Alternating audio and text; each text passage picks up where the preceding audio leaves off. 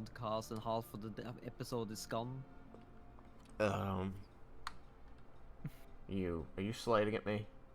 Yeah. You throwing some shade over there? Yeah.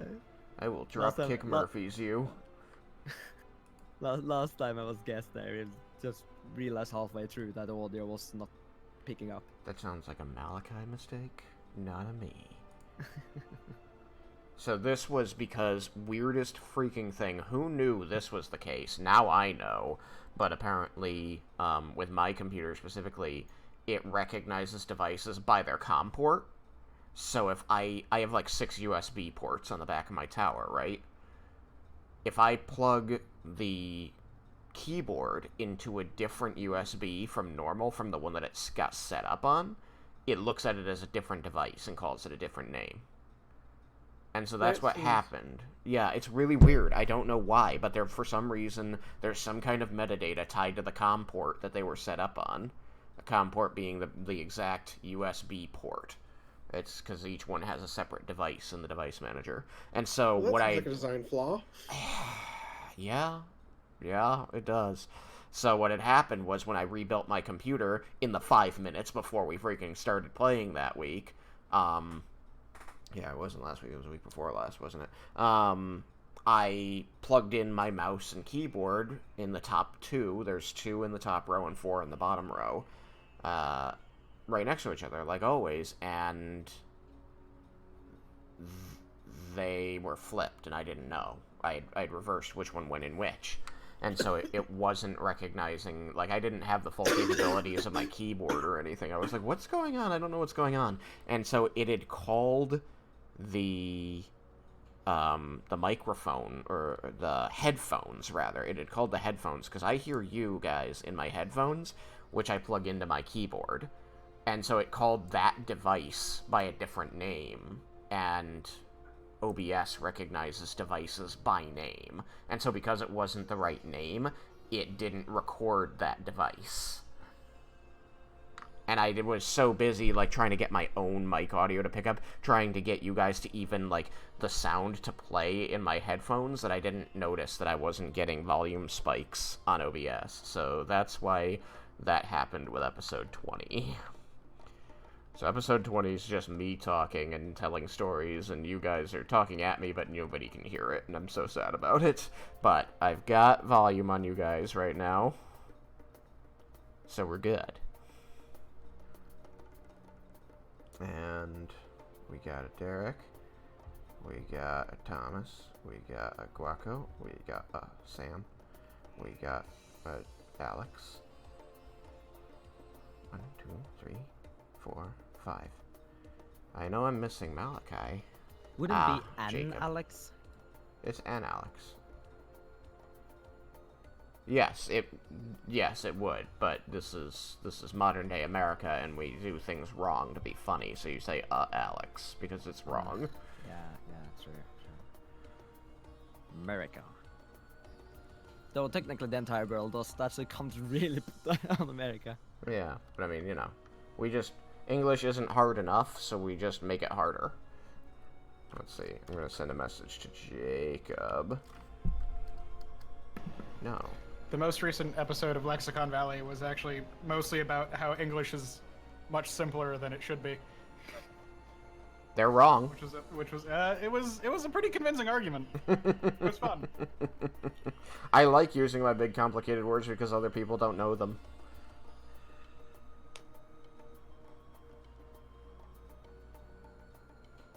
Right. I need to turn off my air conditioner and fan. Hang on. Jacob, where are you? Okay. Killing the adventurers that broke into your crypt with your undead minions. Luring adventurers into your crypt to turn them into your new undead minions. Yeah, duh! What? Why wouldn't... You get to do both! Yeah, the adventurers that are strong enough to defeat your undead minions become your new undead minions, and then Yeah. you wait for the next strongest adventurers to come and replace them, and then so on and so forth. So you have very strong undead minions. Yeah. Until eventually, the adventurers that come were strong enough to kill you. At which point, oh well, you had a good run. Yeah, that's like 10 minutes tops, and like you were living like a king before then. It was great. Well, I mean, you know, maybe you guys will get to be those guys. Maybe. Perhaps. And if not, there are a whole bunch of clerics that are going to, you know, just randomly show up.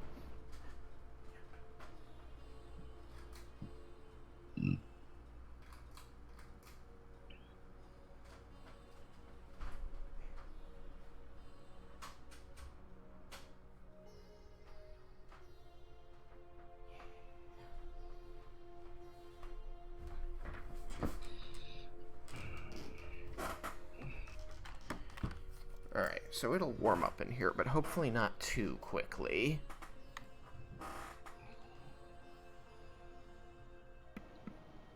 Sound like wonderful final words. Yeah, right? The funny thing is that, like, the background noise that my mic is picking up doesn't seem to be any lower now that I've turned those things off.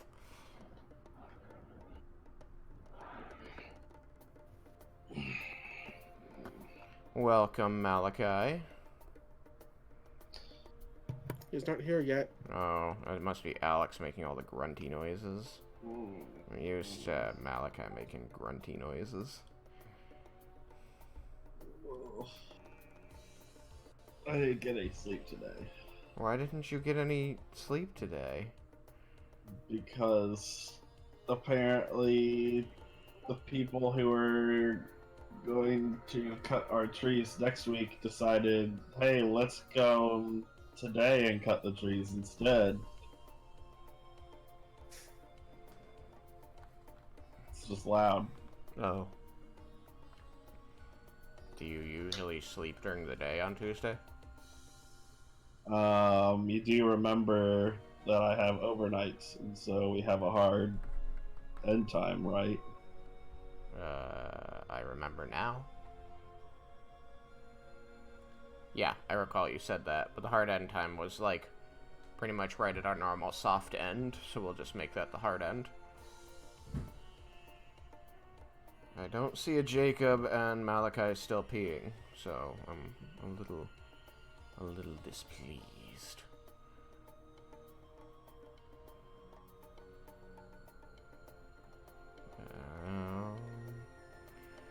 Hey, Alex, you still got group me?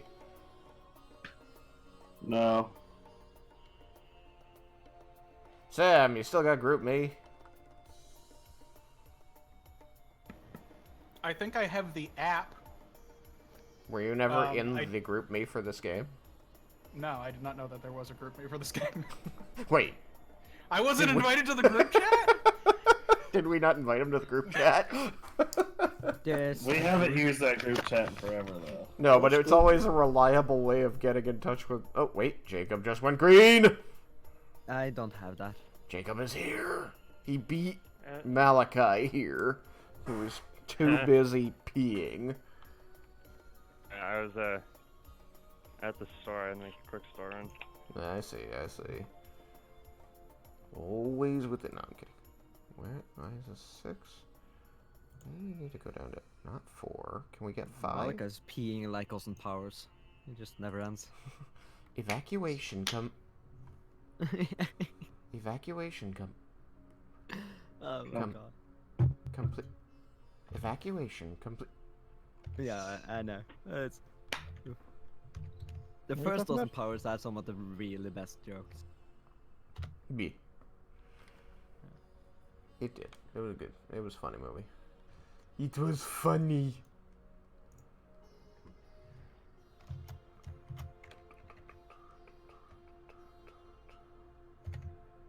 Yes, 20 was the last episode to go up.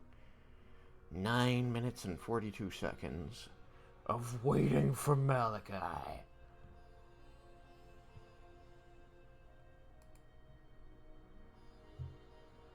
Oh, that's not what I wanted. Life's full of disappointments. You never really get what you want. No, today got sad real fast. That's what I'm here for. Indeed. You can't always get. You came back.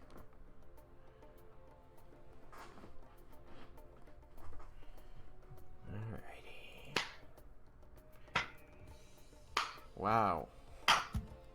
What is going on with him? So how was everybody's last couple weeks? Been better, been worse.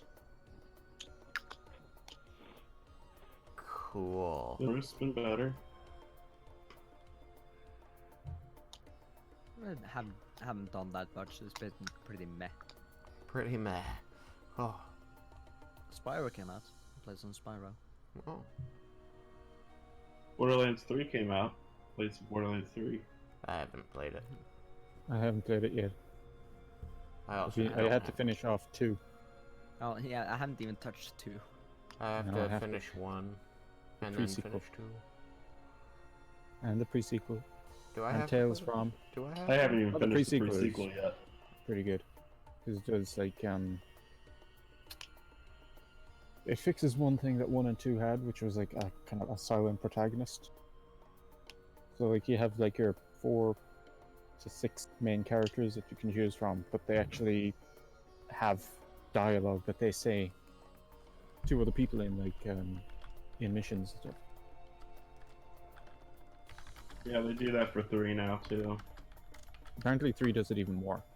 Like, the pre-sequel just had, like, you'd go into a room, and this character would give their piece of dialogue, and then every player character had, like, a piece of dialogue that would fit that, so they were all pretty much saying the same thing, just slightly different. Yeah, it's kind of like the Mortal Kombat opening sequences. Possibly, yeah. Stuff like that, where it's just... where it's like everything just sort of fits. Like, it's designed to be just variations on a theme, so it doesn't feel out of place. But it's cool is that, like, the NPCs that talk to you will have, like, character-specific dialogue as well. So, like, I'm playing as Wilhelm in the pre-sequel because he has, like, the turret droid things, which I like. And, like, some characters will talk to him and they'll actually mention some of the stuff that he has. Like, he has a beard, so they'll talk about his beard, or they'll call him by name. So, yeah, they kind of brought your player character more into the game like that. Like, you kind of feel more present in it now. No, Or yeah. if you pick Claptrap, it'll just... pretty much anyone you talk to will just be annoyed that you exist. Oh, Claptrap has, like, the best when he meets Moxie. Because Moxie's, like, in the back fixing up something, and you kind of walk in, and she's You roll in. speaking. Yeah, well, he drives in, yeah.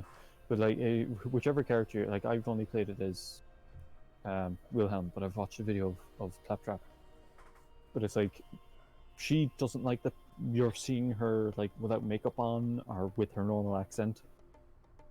Yeah, I So recall she's that like, from 2 yeah, or she's- whatever.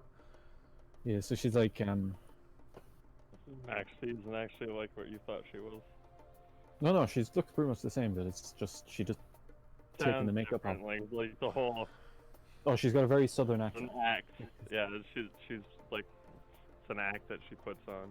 Yeah, because she's from, like, one of these clans from out in the middle of nowhere, and they're all like these, you know, like, Yeah, I'm well, getting you some. Scooter was her son, right? Okay, Scooter what and the Ellie are her hell? son. Ellie was her daughter.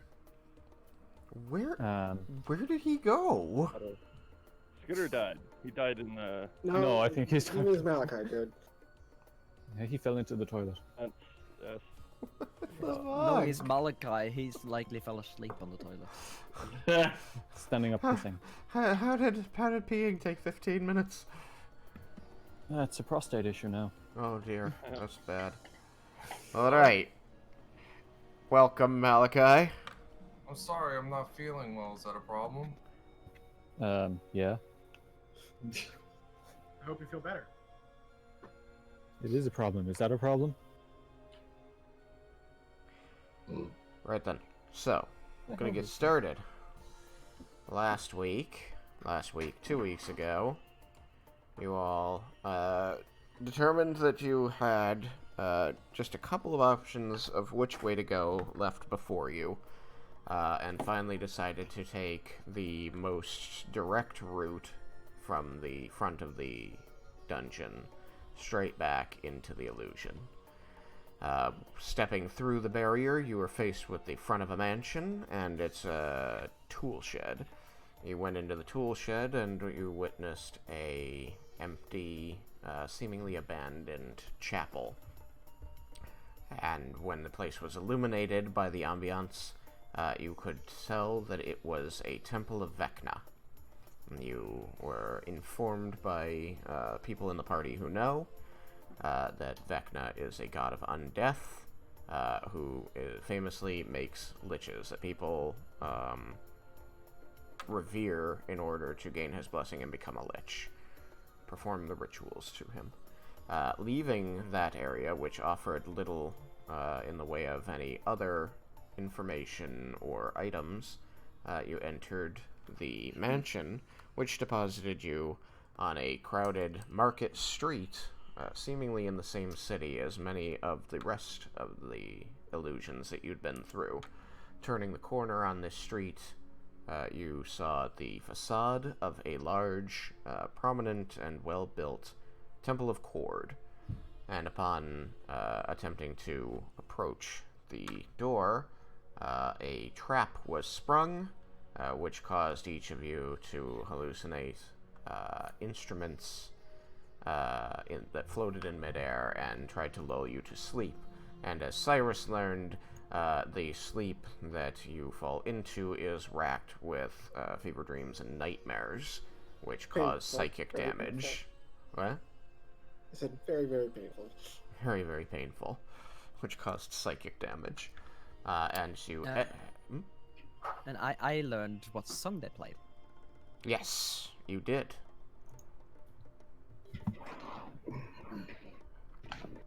You believe that that was the lullaby, Garland's lullaby, wasn't it? Yeah. Yeah. Making sure I got my own notes right here. Now then, you pulled open the doors to the Temple of Cord, and within, those that stood before the door witnessed the interior of the temple being quite in the style of Cord, showing a magnificent giant statue of him, you know, lording over his followers. And before that, a ring where fights could be had in his honor. And near this ring stood a woman who Laramendus explained fit the description of the champion, of the last known champion of Cord, Victoria Somerset. And when you opened the door, she beckoned you inside, speaking to you as though she'd been expecting you. However, passing through had been just like any other door in the dungeon, and you were again teleported, this time to a garden courtyard, seemingly within that same Temple of Cord.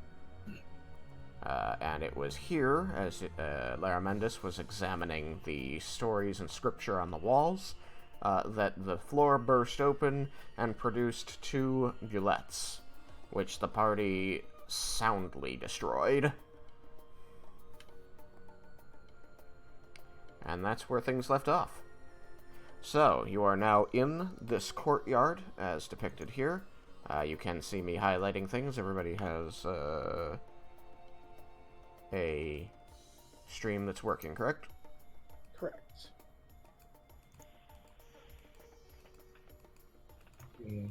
Okay.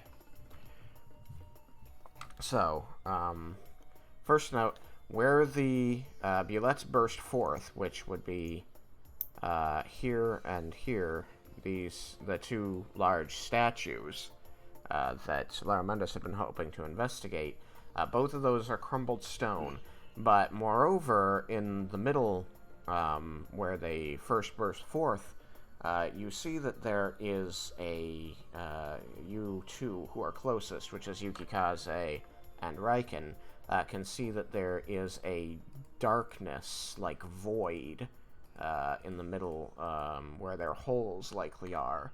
almost like there's a problem with the illusion. Hmm. Can I say I didn't notice that because I'm disappointed that I didn't get to hit anything last combat? Sure, you could be distracted and not notice that. I'm gonna be poking my sword at the thing. You see, I'm like, I didn't even get to hit you. Raiken will walk over to one of the voids and try to look down, or at least examine it. Okay. Roll perception. Herman is going to call out to Raiken, do you see a plaque that would be saying who the statue was of? And look hopeful.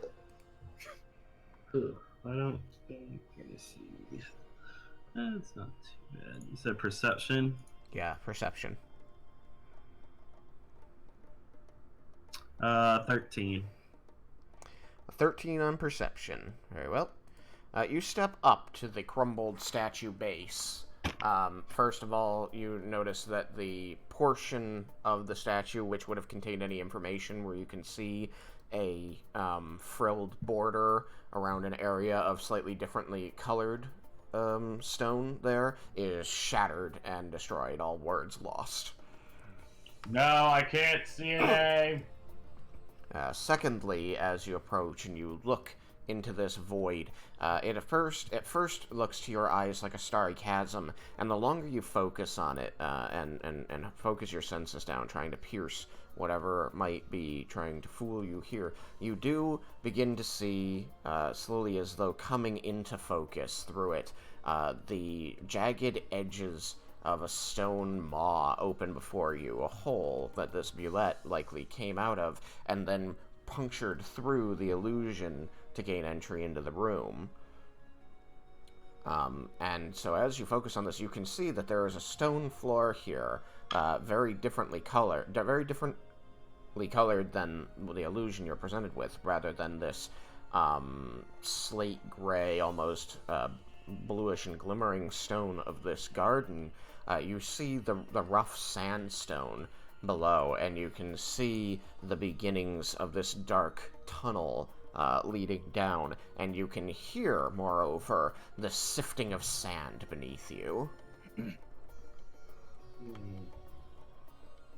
So, would I be able to deduce that perhaps these creatures actually weren't part of the illusion and actually came from outside of it? You are free to deduce that. Larry Mendez, do you want to come look at this? Alright. I'll head over. Zoop. You must have found the plaque. No, the plaque's destroyed. You are... I look sadly down at the plaque. Or what I assume You can was the see plaque. chunks of stone with, like, the edges and curls of letters on them, now lost to the ages. I want to go and look at the other one. Okay. That's my moonbeam. Yeah, that's your moonbeam. Are you going to dispel it? Not yet. I'm gonna leave it up. Yeah, I until don't go the- anywhere near the moonbeam and go around that thing. Wait, Yukika, did you guys step into the moonbeam then? I'm going to let him know that if he wants to actually poke at the creature in front of him, he would have to step into the moonbeam, which he knows at this point would hurt him. Can I step over to the one side over there? What, over here? Yeah, you could. I would like to do that, please. Okay.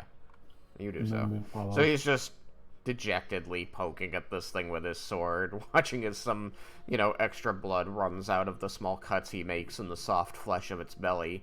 For you, Yukikaze, you see that this thing is primarily covered in hard bone plates, from the top of its head running all down its back. But the around the mouth itself, this beak-like maw, is also bony and rigid, and well protected, like it's able to push its way through dirt and stone, whatever it wants to burrow through. But its underbelly, the insides of its arms, the insides of its legs, the underside of its tail are all soft flesh. You will see that it has very powerfully built forelimbs with huge raking claws on it, perfect for tearing into hard and soft materials alike and scooping them away. Alright then. Okay. What do you make of this, Slayer Mendes? Should I roll a perception to look at the You may. nothingness? Yes.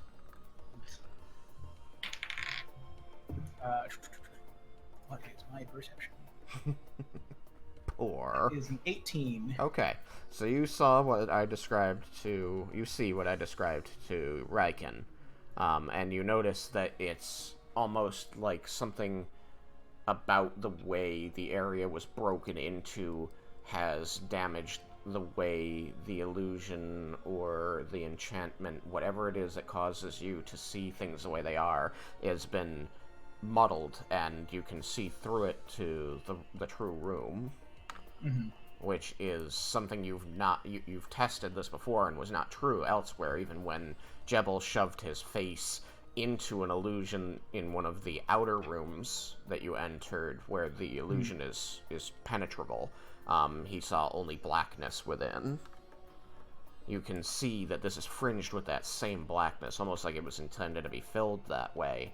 But something about this event, not entirely certain what, has caused this to be unmendable.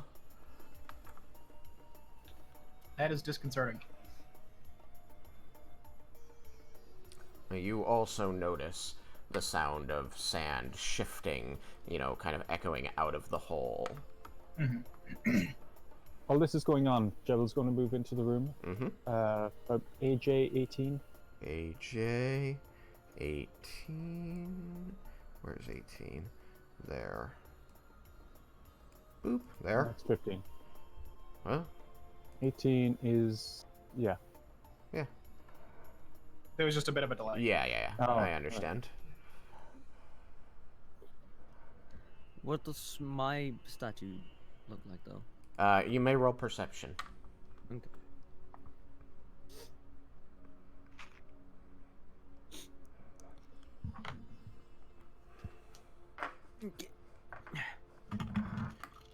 Because I didn't have my die ready, so... Always have your die ready. Yeah, What if you need to roll it? Yeah. This Are you ready to die? Oh. Exactly. Sam. That was, Oh, did we make the same joke at the same time? We did. Good gosh, both of you. I mean, the fruit was on the ground, so... I think I might be blind. It's possible. So, what'd you get? Let me take a look at the perception. She falls in the hole. She's facing the wrong way. 7. A That was 7. that was a 1 on the die. You see a void of stars. Almost... You never entered the room with Vendar. That was just Vendar and Cyrus where you were looking down into the blackness, right? Yep. Yeah, okay. So you see a deep void of stars, like the infinite depth, as the infinite depth of space. It's hollow, empty, cold, and infinite. You don't understand why you see this where the statue once stood. Like an ender portal. Yeah, exactly like that. Okay, I'm gonna step away from that thing. I'm curious if the illusion is tightly tied to the actual structure of the vault itself, and so I think What somebody, the sorry, I think somebody set themselves on fire. Hold on. It Was was that on our Cyrus. end? 'Cause I Cyrus didn't set hear himself that. on fire. You didn't hear that, Sam? Lucky you. I mean, I heard it from my headphones. Yeah, no, that went directly by my room. Cool. You're right That next was door. loud. I am. It went by on Walden Street. That's why. You're one room deeper down the street than me. Right. So I wonder if the illusion is tightly tied to the actual structure, and so the massive damage to the structure itself by the creatures burrowing up is damaging it in interesting ways, which might mean that if we were to destroy a wall, we might see something similar. You want to try to blow one up? But what about the historical significance? I want to be like 3 rooms over if you're gonna do something like that. I mean, I can magically take down a wall. I have a spell for it. It's not fun. I'd like to move closer. It's a high level spell though, and I'm not sure it's something that we should do to sate idle curiosity. Don't we have more important stuff to do? The Lich to fight. Yes, that. Maybe she'll tell us. I mean, if they're certain we're gonna die, there's a chance. But other than that, I doubt it. I look towards Ash and ask if he thinks that my theory is sound. Ash rotates the center of the stone, which glows brightly towards you, as though meeting your gaze. And there's a moment of silence as he seems to be just regarding you and thinking, though he's not searching his memories, so you don't see his light dim as you're used to.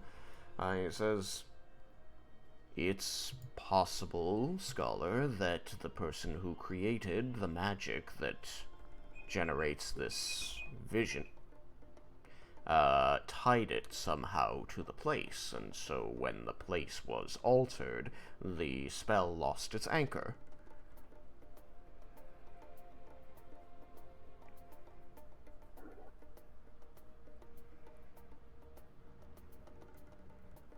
I look longingly at the wall to my north, and then, but we should move on. And then look back at it, and then take a step away. All right. You step back. Jebel entered the center of the room, but things got a little muddled there, and I apologize. That's my fault. Jebel, what did you want to do in the center of the room? I need to go and deal with one. I know. Go ahead. I just wanted to be in the center of the room. I didn't want to be off at the edge. I'm just kind of there. Okay. I mean, If so anything happens, I'm in the thick of it. we've got the peanut gallery over here, who's just sort of observing while. Well, I'd say I wanted to move closer, but I guess you didn't hear me. Vendar wants to go check out the door he was going to check out before the bullets showed up. Okay. I'm not entirely certain the proper pronunciation of the word. I think it's Bulette, but I don't know. And sharks. Sand sharks. I Sure. think it's pronounced dead. Yup. You're so pessimistic. Oh, you mean that creature? Well, that's that. Killed them. We killed them real good.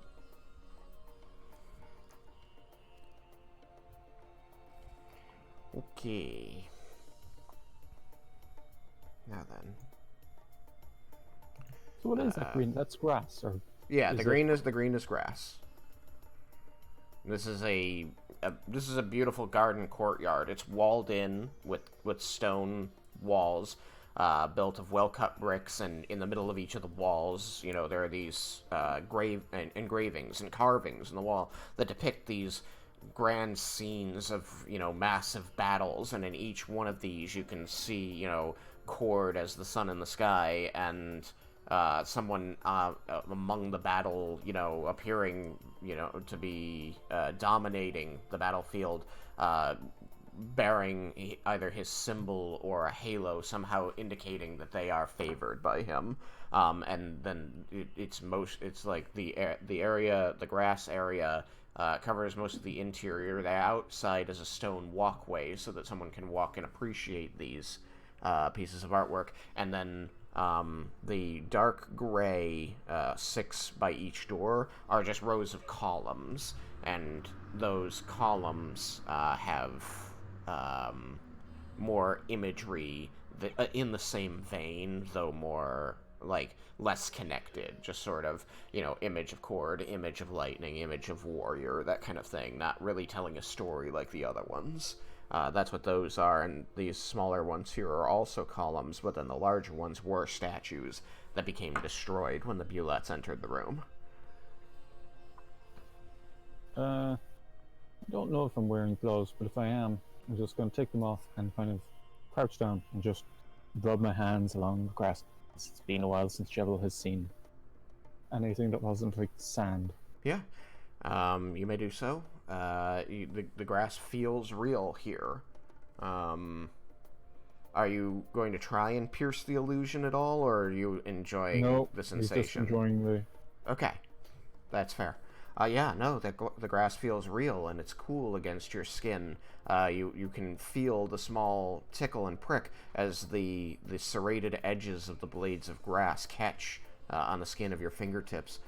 You can feel the heat of the sun as it beats down from above, and the grass and this powerful heat just seems so disjointed in a way, because the way the air feels around you is so reminiscent of when you are walking through the desert of Taralos to attain this area, and yet there's these living plants all around you, and they are, giving off a moisture, so there is some humidity in the air here, which you haven't been able to experience out in the desert, but still, it's this odd combination of the desert heat and these living plants.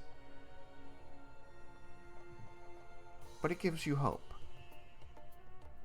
Oddly, you feel somewhat inspired seeing this greenery survive, and what you've seen in other illusions around here is a desert. I'm gonna pick a flower. You may. Vendar, you go to the door, and you find that it is a heavy oaken door, double door with the brass handles on either side. It looks like it would, they would open inward away from you. Are you going to check them for traps and whether or not they're locked?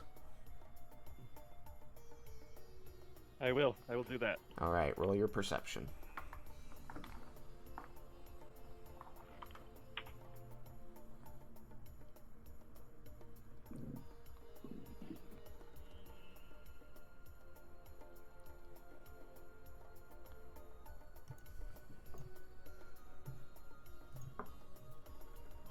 So my pass is 25. Okay, the door is unlocked.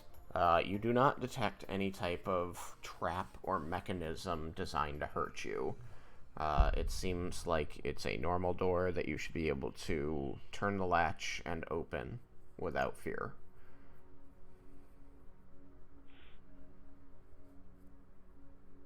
You guys ready to go? Yeah. I guess. Put the flower in the bag of holding. Sure. You do so. I stand up and begin walking towards Vendar, and I'm going to dispel the moonbeam. Okay, moonbeam disappears.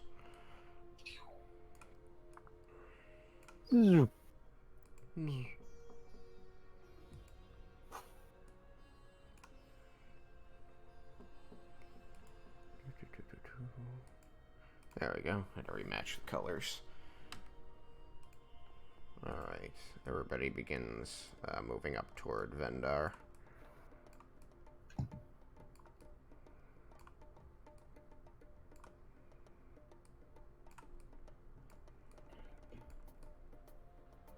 No, Leah! What? It happened so much later to me. She expanded. I was like, what are you... Growth spurt. That growth spurt went a little wrong. Only a little. Only a little. Alright, everybody has gathered up. Are you going to push the doors open and proceed through? Oh, I'm gonna brace myself. Who does that? You do that. Alright, you push the doors open. Through the doors, you can see a small, dark room with decorations that are obviously reverent of Cord. This appears to be a cloister, a small place to go and pray.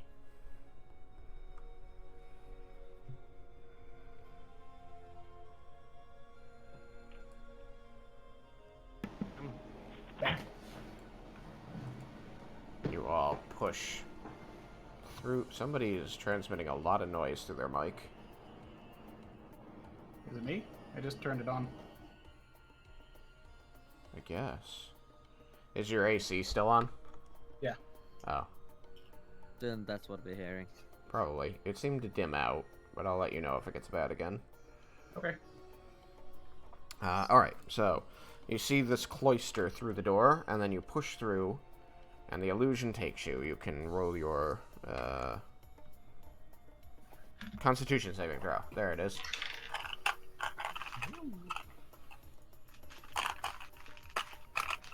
That's 21. That's 21. 21, you're fine. 19 for me. You're fine. I'm not fine. I was a 1 on the dice. Gotta throw up every time we walk through the door. 12. You're fine. Right, you got a 14. You're 11. fine. You got an 11. Alright, you're fine. So, it sounds like Vendar and Jebel are not fine. No, I think Vendar got 21. Vendar got a 21. I'm Sorry, I don't know who I was thinking Just of. Jebel. Just Jebel. Alright, Jebel. You're sick, and you have disadvantage on the next dexterity saving throw you make. Alright, disadvantage on deck.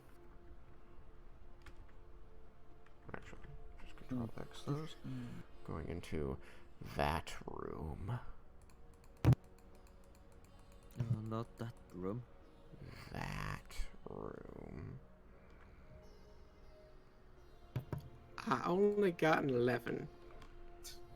Yeah, I know. How would you know? I never said it before now. I heard somebody say 11. Was it not you? It was not me. I had not rolled. Oh, it was Yukikaze. Yukikaze who said 11. Yes, yes, yes. Alright. That's too zoomed in, I suppose.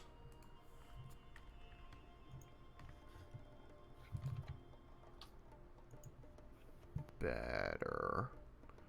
We can go out one more, I guess.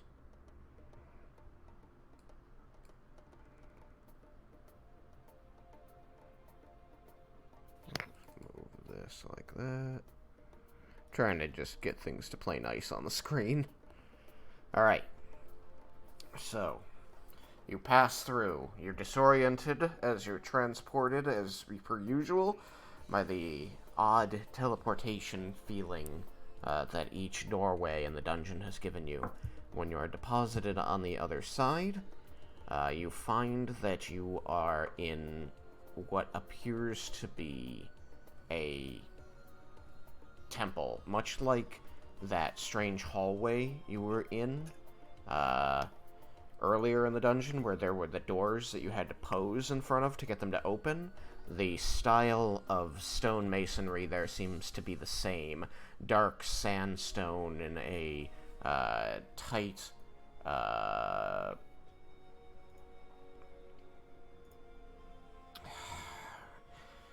the design seems to focus on this, straight, orthogonal lines with busts of these different pagan deities. Again, you see the ones that you recognize from earlier that were the gods of death and fertility, and the sun and storms. There are a couple others that Laramendus can identify as other natural phenomena, which is, as he can tell you, very common to polytheistic pagan religions, ascribing the powers of nature to divine beings. Cool. I imagined you would tell them anyway. Yeah, no, I'm perfectly content to expound upon things for however long people are going to let me talk, as long as there's nothing threatening jumping out at me. So, But what you notice is that the floor here is broken and falls away into a deep chasm. The light sources in the area, which appear to be torches that are blowing in this strange unseen breeze, their light does little to illuminate the depths of this hole, but you can see that it appears to be natural sandstone rock falling away a great distance, and as you cut close, you can hear the echoing of water, as though there is a flow, like river, deep below you.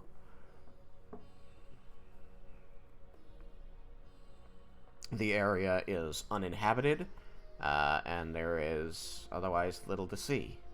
Just this chasm.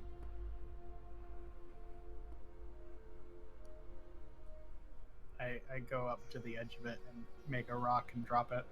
Okay. Yeah, I was gonna suggest to do your thingy. You make a rock and drop it. It clatters its way down, down, down, down. Down. And Oh, after... You wanna stone it? After many protracted seconds, you hear a splash. Well then. Oh. Well, if we fall, we might survive. Maybe. That That's it. is possible. Sounds very far.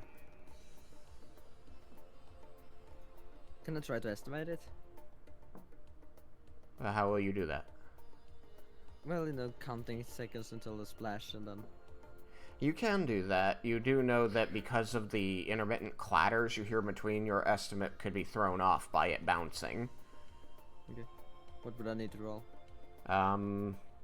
Intelligence of some kind. How about nature? Okay. And, 2. 2. Probably about 14 miles. Yep. You definitely die 14 from that miles, fall. man. Yeah, no, I don't want to jump down there. You definitely die from that fall. That was my second nat 1 today. This is going great. You're just getting them all out there.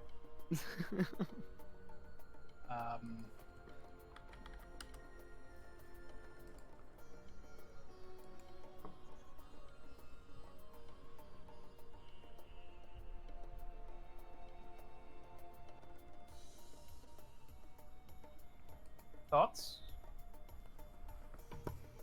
That don't involve using a 4th or 5th level spell at this time. We can save those thoughts. Or What is around the corner? Because I can see that there's a corner, right? Yes, you can see that there's a corner, and you can see that there is a platform illuminated around it. Maybe it's not all whole. Maybe there's a part of it that's like a bridge that is just invisible. If only we had a flying creature that could fly around the corner and let us know if it's worth it. At a griffin. I look at Larry Mendes. I do wish that Kyoko was still around. I believe that she would have proven useful before. Can Ash move on his own, or does he have to stay by your head?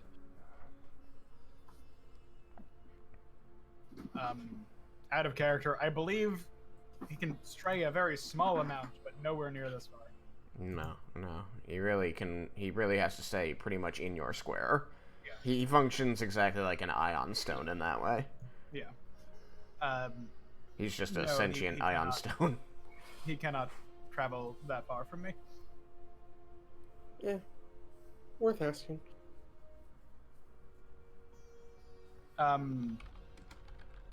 We can see if the entire we can see if the entire thing is Can you make sand like you made the rock and just toss it over the whole area? I was Oh, going I to can do just this. go and drop a rock every 5 feet or so. That would probably also work. I cannot. I don't think I can create enough sand. Is there sand on the floor? Here? There does seem to be a layer of dust and sand here. I can Thin, just thin, but try to scoop up some and toss it over. you could try that. But don't do it and where he dropped the rock. I go up to the left. Okay. So you scoop up, you sweep around on the floor, scooping the dirt and dust and sand that's, a patina over the stones here into a pile like you're going to make a snowball, and you cup your hands under it, getting as much of that in as you can before walking carefully up to the edge and throwing your hands forward and apart to try and splay the particles of sand as far and wide as you can, and they glisten in midair in the light of the wickering torches around you as they fall over the area. And you hit an area about like so in front of you. And you see that here, I'm hearing that noise again. And it's gone. It might happen every time I unmute myself. Yes. You see these purple squares here. The dust lands and floats. I'm gonna There is a hold bridge. my breath and carefully step over to it. What? Do be prepared to cast fly. You set your foot out before you and slowly lower your heel toward the floating dust particulates you scattered there. And just as you think that you are going to lose your balance and perhaps fall forward as nothing is there, you hear a tack, and the heel of your boot strikes solid ground. Then I'm gonna let out the air I was holding. in Then a you fall. sigh. You remember that gravity exists. Was that the best idea, Leah? It worked, didn't it? Yeah, but what if it didn't? Then that Doesn't cost really matter now. Which I totally forgot I had it, but don't now. Thanks for reminding me, Larry Mendes. Yeah, But you do still not took prepare this to step. you should be prepared to cast the spell, but don't prepare to cast the spell, because that means that you're concentrating on holding the spell, and And it's cast. If you prepare to cast a spell, it is cast on the turn in which you prepare it. On the next turn, it is either activated or lost. but no, it's not the next turn. It's as long as you have concentration and you don't expend it on the trigger. I see.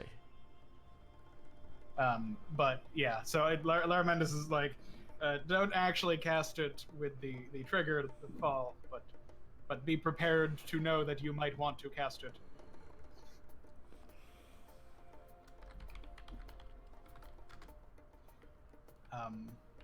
Well, that was stressful. I'm glad you're okay, Leah. Jeez. Well, there seems to be an invisible platform. I'm gonna. Can I move one square to the right? You may. You do so. Continue what your character was saying, Guaco. I'm gonna step back over, grab more sand, and see if I can repeat the process and find more spots. Okay. So I'm gonna go as far out as I know there's a platform and do it again. Okay. Anybody else? I'm gonna cast Produce Flame and just gonna toss it into the thing in front of me. Okay. You conjure a small flame in your hand and toss it into the square before you, and it floats out and sinks down, and then it continues sinking and sinking into the depths. Actually, I'm gonna try and gather as much as I can, like in the front of my dress, like I flip the dress forward and just scooch it over. Okay. So I don't need to go back and forth. I can just take a handful and toss it over. Okay. Raiken will grab some sand and follow her. Okay. I will go nowhere near this because I don't want to accidentally walk off because I can't stop moving. That's very true.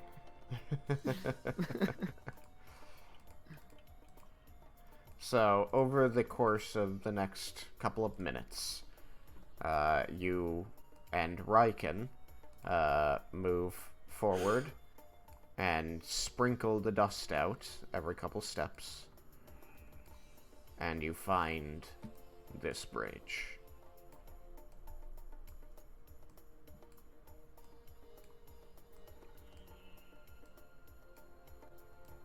Yay. Teamwork, as I am trying to high five Raiken.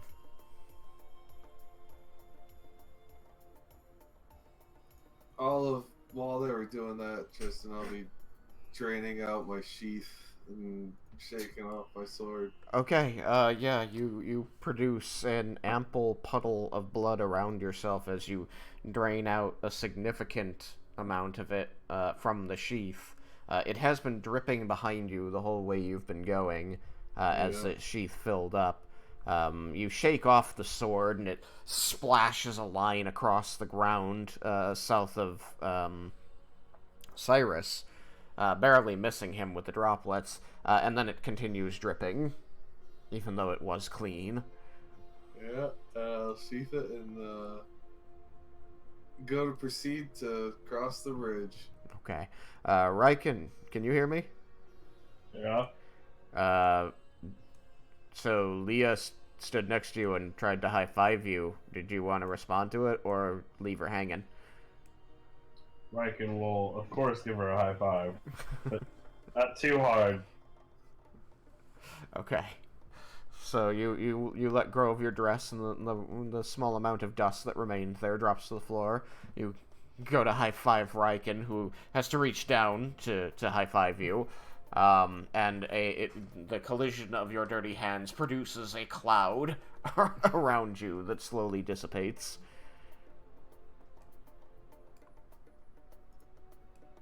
I'm going to follow Yukikaze. Alright. Yukikaze and Cyrus slowly make their way across the bridge. Gebel. Sorry, I said Cyrus. I did mean Jebel. I'm going to wait until Devil is across and then cross. Alright. What's that a biggest insult to, the gnome or the halfling? Gnomes are smaller than halflings. Are they? Yes. I mean, we seem to be about the same size. I'm just on the high end for a halfling. The Yeah, average remember. height for a halfling is taller than the average height for a gnome.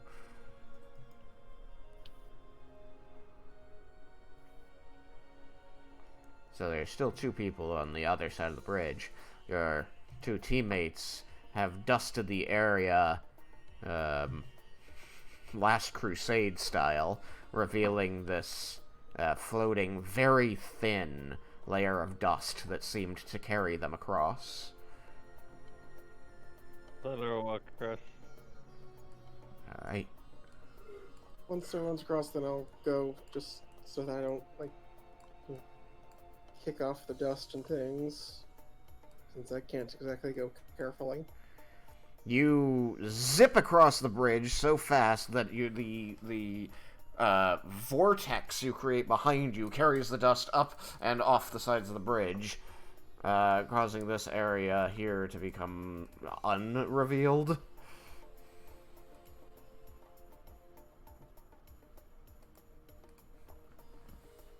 I can't wait till we get out of here. I can take these things off.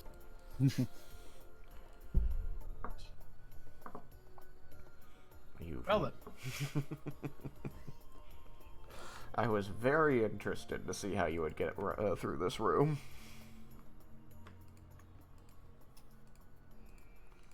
There is a doorway presented to you.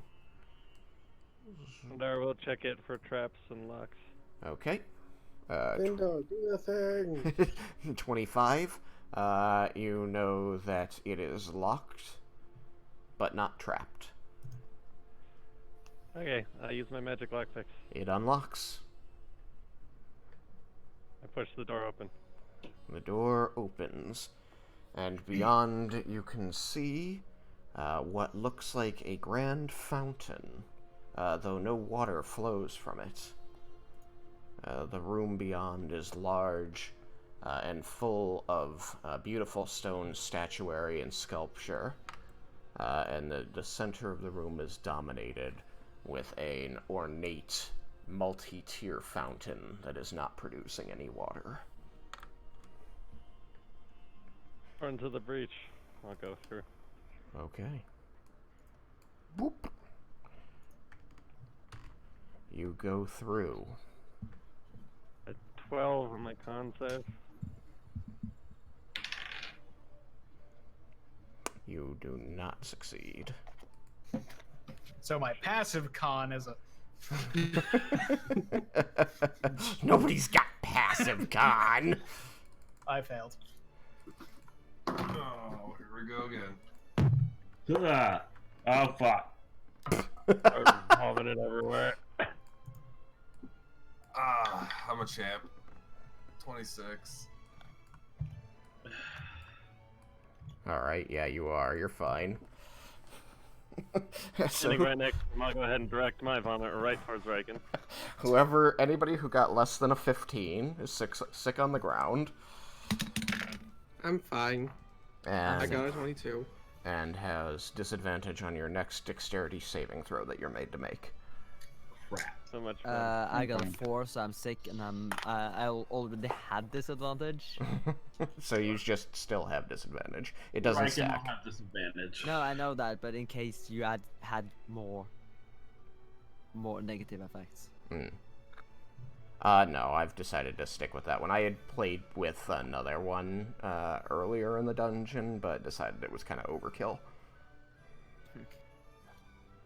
So now it's just a non-stacking. It's just the disorientation and dizziness, the vertigo that is caused by this teleportation sensation, which makes it hard to nimbly react to things. You just carry a bit of dizziness with you, so when you try to get out of the way of something coming at you, it kind of hits you again. You're like, oh god. So that's why you have disadvantage. That is the physical explanation of it. Yeah. Alright. Man, it's funny to look at my notes for some of the traps and things and puzzles and go, yeah, that ended up having to change, didn't it? Things that just didn't fit thematically after the creative things going on. Nice. I like that, by the way. That's cool. That's good. Means that my understanding of what I wanted going on got better as time went on. Anyway. So, you enter this room, and you see that you are in another small garden-like area. It's very tight and enclosed by the walls, as you can see. And the area is dominated by a statue in the middle. Cyrus and Laramendis can immediately recognize that this is Victoria Somerset, because her face is mostly exposed. She's wearing the same strange armor you all saw her wearing in the 2 rooms prior, which you saw vanish suddenly when she noticed you. It appears as though the helmet to it, it's got a face guard like most heavy armor helmets would, but the statue presents her features beyond it. Like, you can see features of the helmet that would hold a faceplate, but it doesn't appear to be holding a faceplate. But you still see a line across a portion of her face indicating at least partial guard, but she's still, her eyes and nose are still visible. What was that? Nothing. Sorry. Okay. So.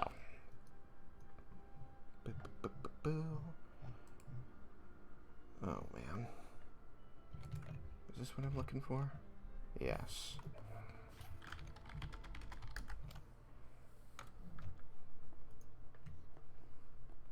Now then, you are presented with a placard on the base of the statue, which you can read.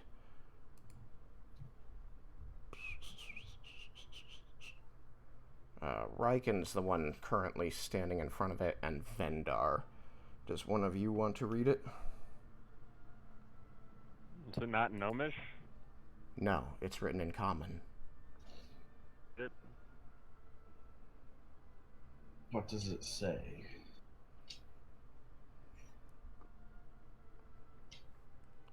You both begin to read it.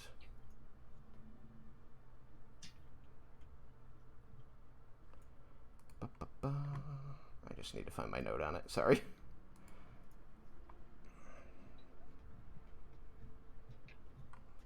I think I need to go to the top of this. Yes.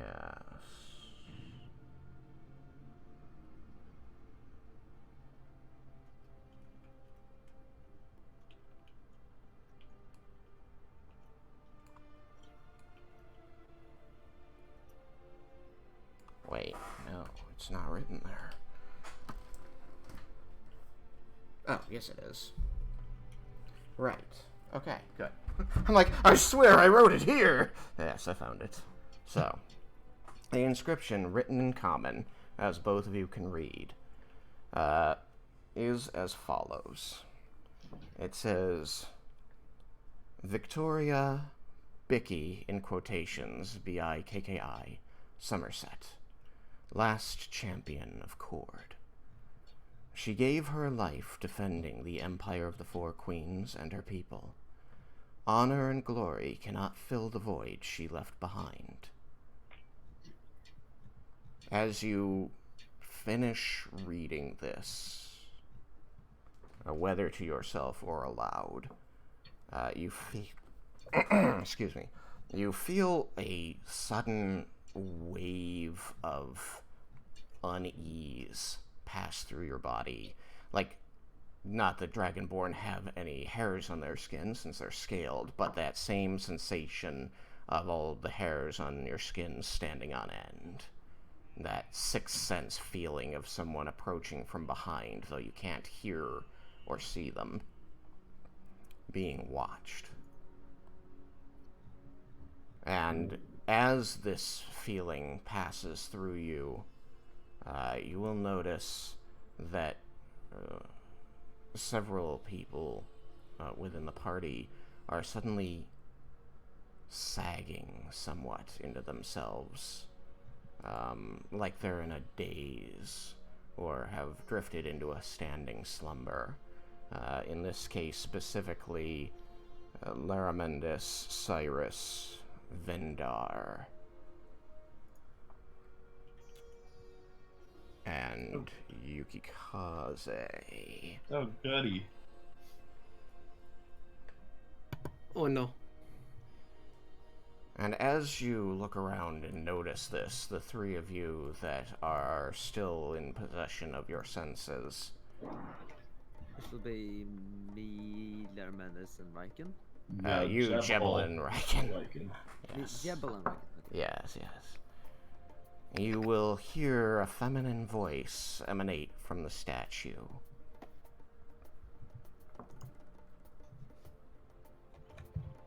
And it seems to address you. You feel like you can see the statue beginning to move as though it were alive and made of flesh. And she seems to gaze down at you, Raiken, and her mouth moves as the words pass toward you. Are you here to needlessly die for Kord's honor too? No, it is not needless. At this moment, Laramendus speaks up in a droning voice.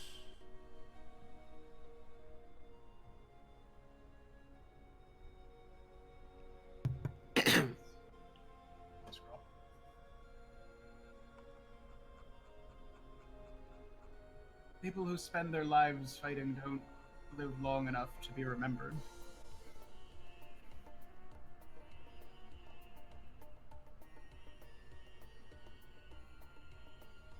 Okay. Larmetta seems sad about people not being remembered. Yeah, no intentions to die here today. After that, Cyrus takes up the drone. Is it really worth a statue like this? Committing your only rememberable act to serve such a careless god?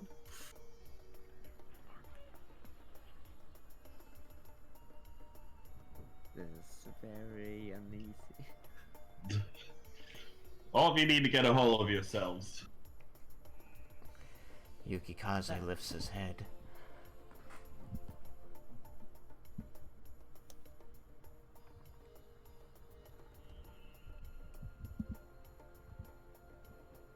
Okay. Yukikaze. Help if I wasn't muted. You could instead you could instead make a name for yourself by helping, rather than fighting. Why don't you become a builder? Make a grand city, or something. Dad, what is happening? We are making a name for ourselves. We are going to save the world with the help of Kord. And finally, Vendar chimes in. The only result of this course of action can be death. Roll initiative. You guys draws the swords. Damn. Oh, good old Raiken.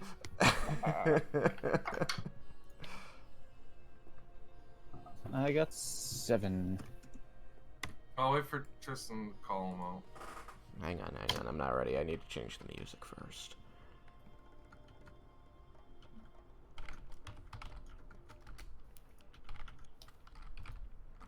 We need better music. Reaching for my numbers there because they're behind my dice tower. I almost wrote my initiative as 155. That would be impressive. And go faster than me. Congratulations, you go first. Second and third and fourth and fifth. No, but the enemy's got 158.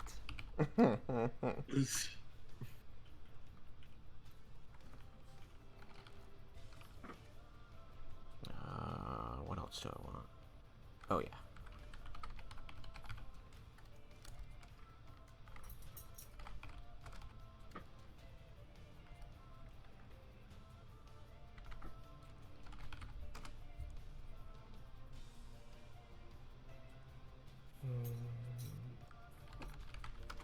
No, that's...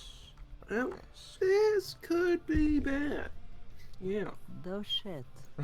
I'm not looking forward to this. It'll be great. I don't know what you're talking about. If what I think is happening, then no, I'm not looking for this. That's fine. Probably. Just lie back and think of the dungeon. That's what all you On a kills scale feel of like. 1 to maybe, it's like a eh.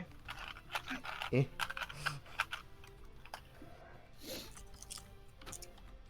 Sorry, I'm just trying to make sure that I've got enough stuff in the playlist. Mhm. Although, who knows? Okay, now then, I need to go here, and here, and edit this. Alright, Cyrus, initiative. I got 12. Nice. Vendar, initiative. 17. 17. Lara Mendis, initiative. 14. 14. Jebel, initiative. 7. 7. Leah, initiative. 16. 16. Yuki Kaze, initiative. 18. 18. I can remove this. And Raiken, initiative. 4. with much enthusiasm. Oh my god. I think one of the favorite parts of my day anymore is asking Raiken what his initiative is. You know, Raiken won't let anybody down by making sure he's at the bottom. You know, it's actually not even possible for me to get a 4. Because for that I needed to roll a 1, and that doesn't count as a 4, that counts as a 1. Yo. So... Yeah, I plus 4.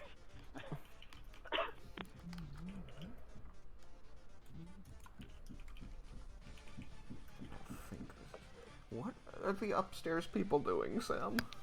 I don't know. Being loud. Why do they have to do that?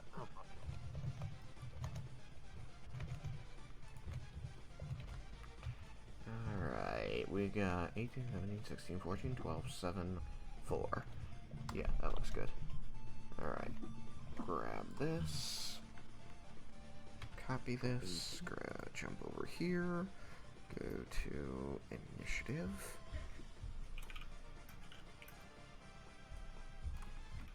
Boo. Done. Alright. So that you understand the area you're seeing. The center of this area is dominated with a large statue on a pedestal, the statue of the armored former champion of Cord. These dark gray are tall columns, about 10 feet tall. The statue itself rises about 15 feet. The green is grass, just like in the previous area. All of the light purple, as per the previous area, is stone walkway. And at this moment...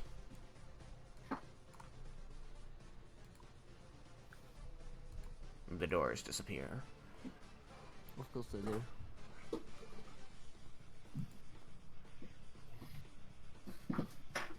God, this is such a small room. Yep. It's gonna be good. Does not make my caster heart happy. Yeah, how else to fireball anything in here? All room. That's the point. Everybody. Alright. Yukikaze, you're first. So I will turn and look down to my left. And then start swinging. Okay.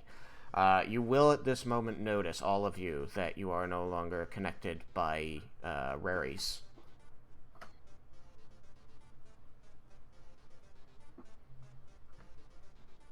It's unfortunate. Oh, that is the Telepathic bond. Telepathic. Okay. One of my favorite spells. I love 5th level is such a good level for spells. You do get It's got teleportation circle. It's got Rary's telepathic bond. it's got Wall of Force. Such a good level. Alright, Miyuki-kaze, you loom over Leah, unsheathe your swords, and begin swinging. Make your attack. Hold on, I need to...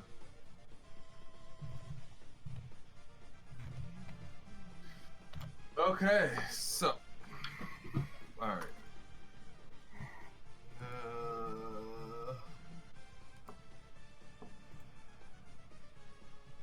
Okay, it's one eye. Okay. I need... Sorry, just getting things situated. I need...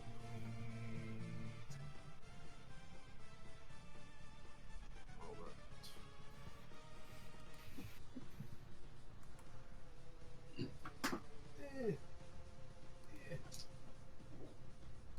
Okay. Alright.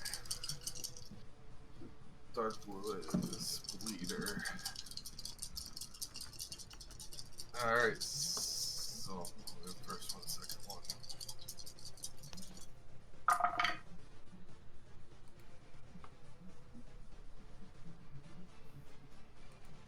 Aww. Oh, okay. So the first one is a 19 to hit Leah. Yeah, that hits. And it triggers your amulet, though? No, because it's still on cooldown. Oh, it didn't recharge? Okay. You son of a bitch. So, And that me asking that is not saying, like, it should have. That's just like, okay, I didn't know. Now I know. And that's gonna be 3 damage, 6, 9 magical slashing. And then my second... Wait, hold on. That damage confused me. What did you say it was? 9 magical slashing. Oh, okay. Alright, and my next one is 17 to hit. That also hits. Alright, and that's gonna be 7 magical slashing. Okay. And then I get my third attack, which is my offhand.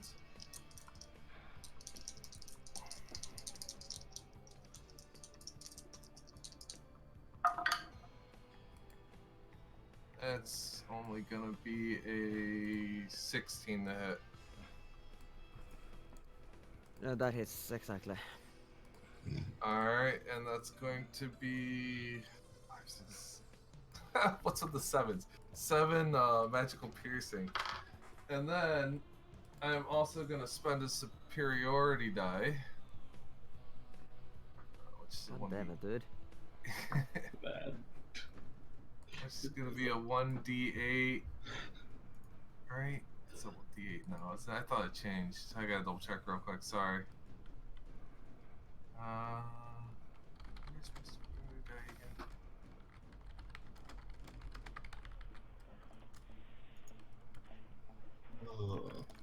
It doesn't help that 2 of the 3 people that are not in a bad state of mind are at the bottom. Superiority dice. You have... Oh, it's a d10. Exactly. That's right. It's a d10.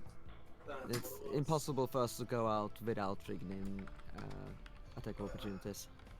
Alright, got my d10. Sorry about that, guys. So what I'm using is I'm using a trip attack because I hit with one of my attacks.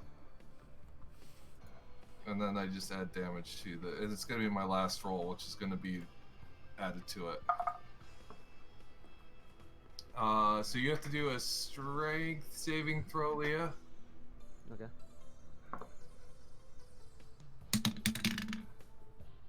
17. Ooh, he actually saved. Nice. That's And- remarkable considering I'm -1. You Good roll. rolled really good. And I you did. take 7 extra magical piercing. Okay. And as you hit me, I will quiver, say, ouch, start crying and say, I'm sorry, and hellish rebuke.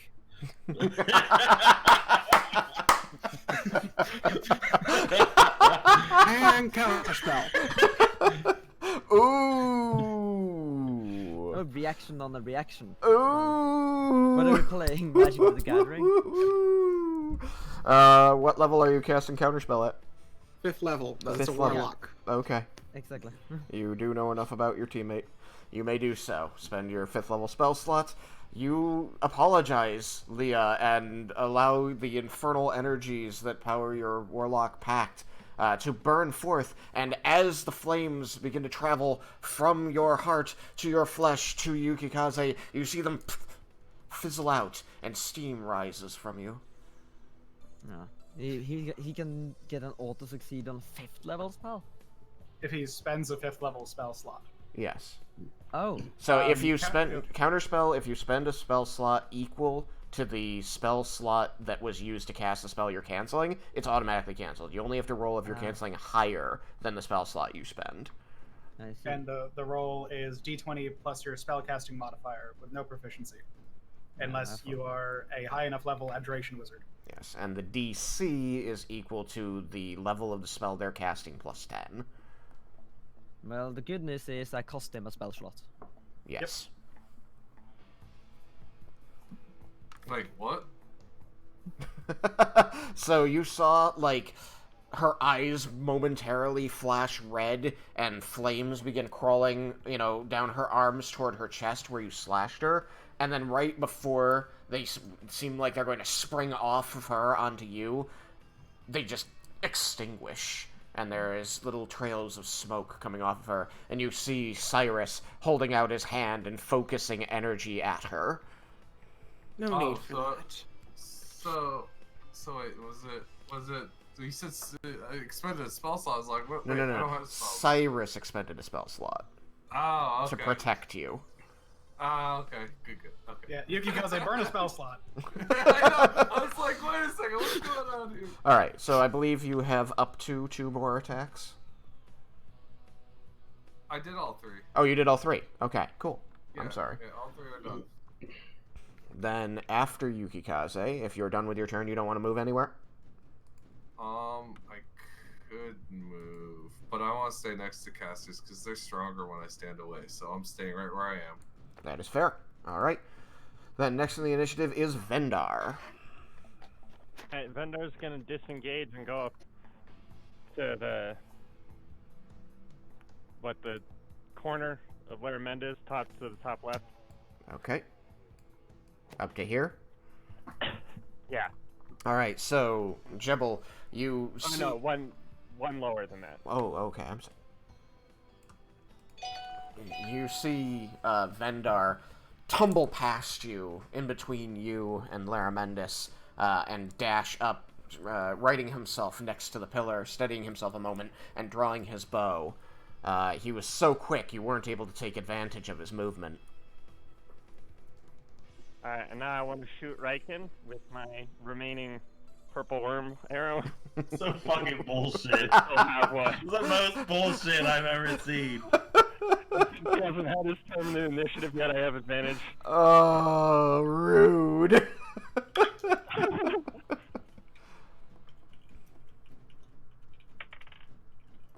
Alright, so it's 25 to hit. Yeah, what do you think? Roll a DC con save. Yeah, Gotta I get don't think DC it's 19. I don't think it's possible for a player to have that high AC without having spent any spells. Possible, yes. Likely, no. 22. Alright. Oh, He you only makes the take half the save. poison. So, he... I only take half of double damage. Because it's a crit. Because of assassin. Woo! Like, it's not a crit, because it wasn't a surprise. If it was a surprise attack, it would have been an auto crit. Oh, it's not a crit. Okay. You have advantage because of assassin. That's what it is.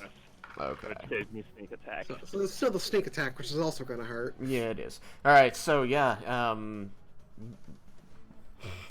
both Raiken and Jebel are helpless but to watch as Vendar tumbles away to the side, too quick for them to respond to. rights himself and looses an arrow directly into your chest, Raiken. Your armor fails to deflect it, and the arrowhead punctures through your breastplate into your skin. You can feel the poison on the tip, and you can see the fire in Vendar's eye as his arrow hits its mark.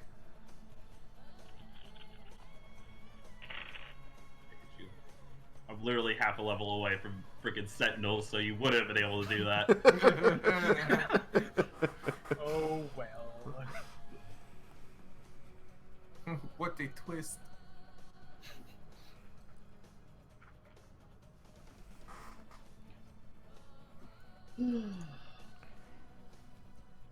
Things like this will only happen more as you continue to win victories in his name. Freaking cheater. The statue continues speaking somberly, almost That's- sorrowfully. Go ahead. 4 magical piercing damage and then 22 poison damage. That's already halved. Okay. What was the first damage? Magical piercing damage. 24 magical piercing damage. Okay. Followed by, he's already halved it for you, 22 poison damage. If you have any resistance to poison, it would be applied now, but if you don't, then it's 22.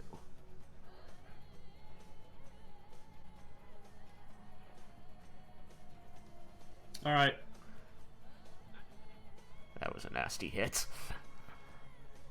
You've Oh shit, it's the glass cannon. So you've moved 10 feet. Do you wish to move any further now? I'm the pillar. Directly across from their menace. Or from their menace. Okay, so you're going to round the pillar and go up here. Alright, line of sight is broken. Except potentially to Leah. And... next in initiative is Leah. Yep. So I'm gonna use the armor's trickster. Okay.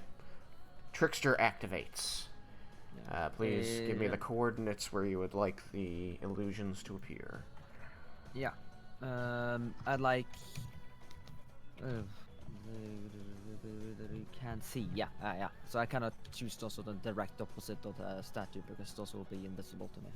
Right. You can only choose squares you can see. So, but I'm going to put one at AE 14. AE 14. AE 14 appears to be a column. So do you want 13? Well, 13. Yeah. I have a question. Is that a spell or is it a spell-like ability? A spell-like ability. Okay. I think. No, wait. It is. It is a spell. Okay. Can I counterspell? So the armor Is gives you It the doesn't say that it uses it as a spell slot, but yeah, well, a spell slot. Yeah, you're right. Yeah, it's a spell. You do see that her armor, the vines seem to grow more vibrant and writhe, and she does a quick hand gesture, so you do know that she is casting a spell. You've seen her do this before. Then, yeah, as soon as I see her casting a spell, I'm going to try to counterspell. Okay. The, third level slot, so I'm probably going to need to roll. Yes. I got a 21. Yeah, that beats the DC. So you activate your armor's ability, you spend your spell slot, you can visualize the spaces where you want your illusions to appear, and it's as though as you're sending the magic out from your body, out from your armor, a hand comes by and blocks it, scoops up the magic, and takes off with it. Come on. Just here, now. Counterspell is super beam for a warlock. I mean, Abjuration Wizard counterspell is just super mean. I got a 12 on die. Was not necessary. Yeah, I mean, 2 of you have counterspell, and both of you used it on me on the same round. Sounds fair, huh? Hey. At least you know they Are can't you do moving? it again this round. Yeah, Gemma Yeah, will like move that's from- gonna help me. I cannot do anything else this round. You can move. No. Because then I'm going to get killed. I didn't say it was a good idea. I think it's gonna happen anyways. Well, just look at it this way. If I am to move outside of an attack plot, every one of the enemies besides Vendar is going to get an attack of opportunity. That's 3 potential hits, and I'm already near blooded. I just can't do that. Okay. And I assume I can't disengage either, since it counts as an action even when It counts as got an the action to spell. cast a Yeah. spell. Yes, your action is spent, and there's If you no have a door. Bonus spell, cantrip, you can cast that.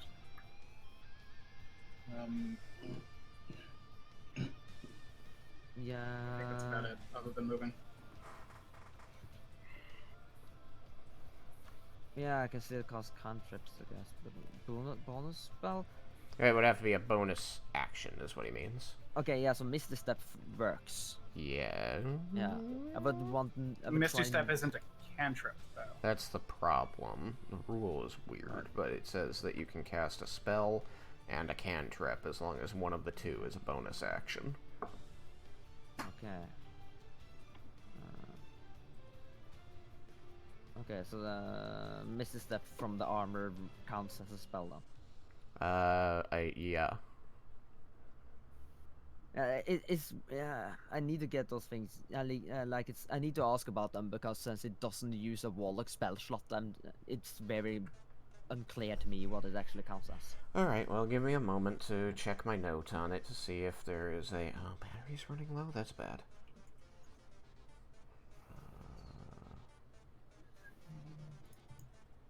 No, that's the... Need this. Okay... No, that's... Wait. No, yeah, that's it. Okay. Where are you? Armor of the Pact. There it is.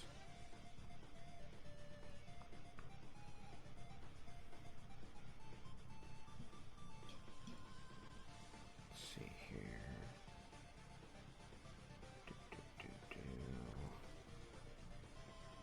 Misty Step. Bonus action, verbal component, once per long rest, teleport. Doesn't use a spell slot.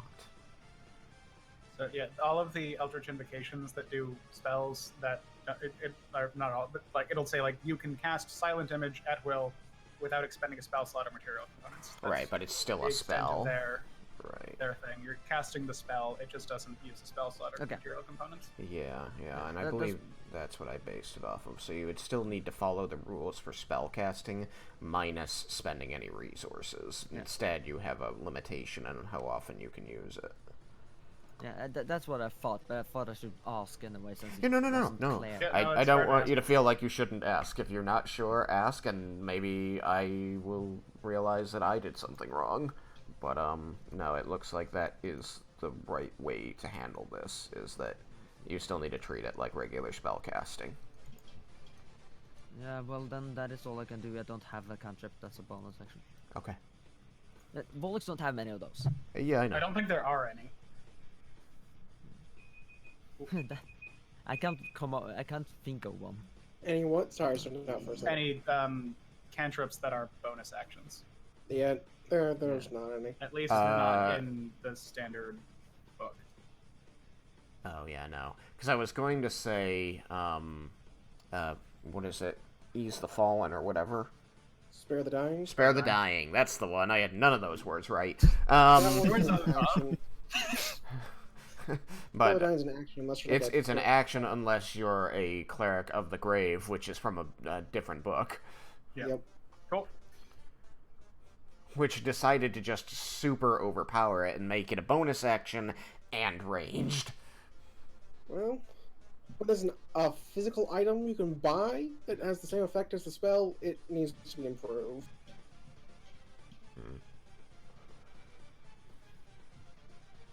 Alrighty then.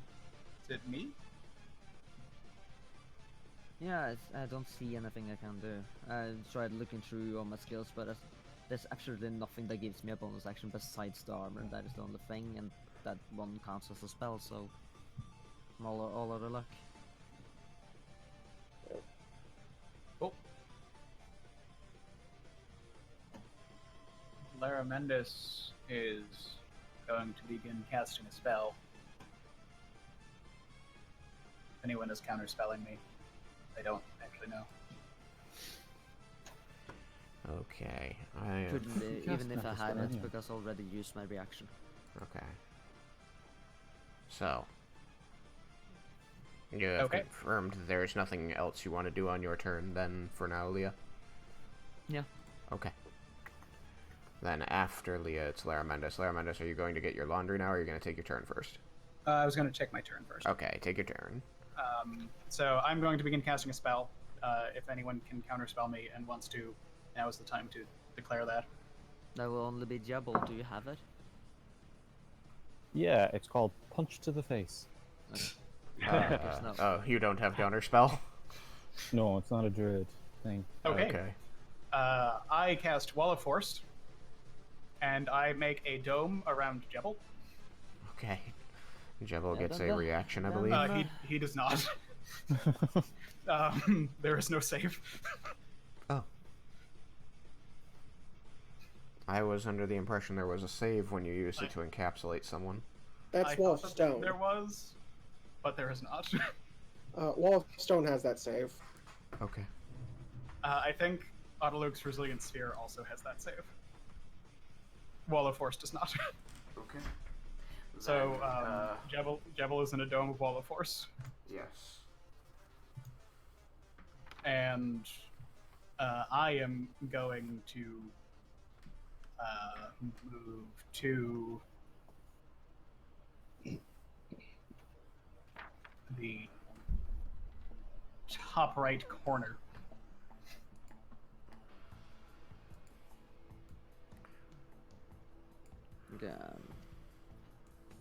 I'm the only other one that can counterspell, and I don't have it. 5, 10, 15, 20, 25. Yep, you can make it.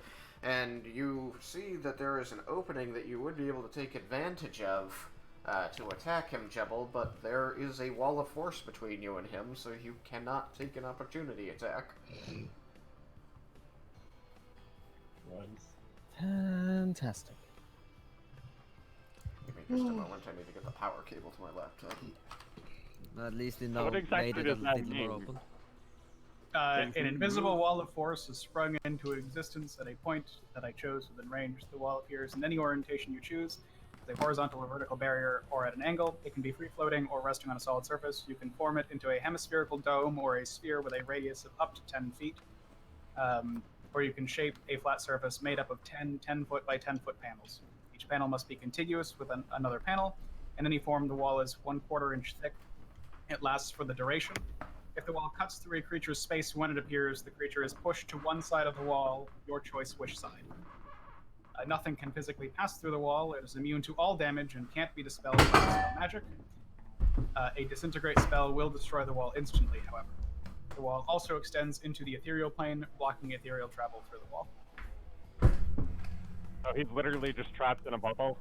Until someone can break my concentration. And he doesn't know it's there. I think you probably would have swung at me when I moved and then hit it. Okay. I think that's reasonable that you would be aware of it, and Sorry about everyone would be aware of how it functions because I would have explained to you that this is something I can do and how it functions. It's true. We've seen it before. We saw it, but The Necromancer. we didn't have a lot of time to know the nitty gritty of it. So you know the spell description entirely. Oh no, Jebel wasn't there. That was Brunor. Right. But yeah, Jebel knows how the spell functions. Or Brunor's death.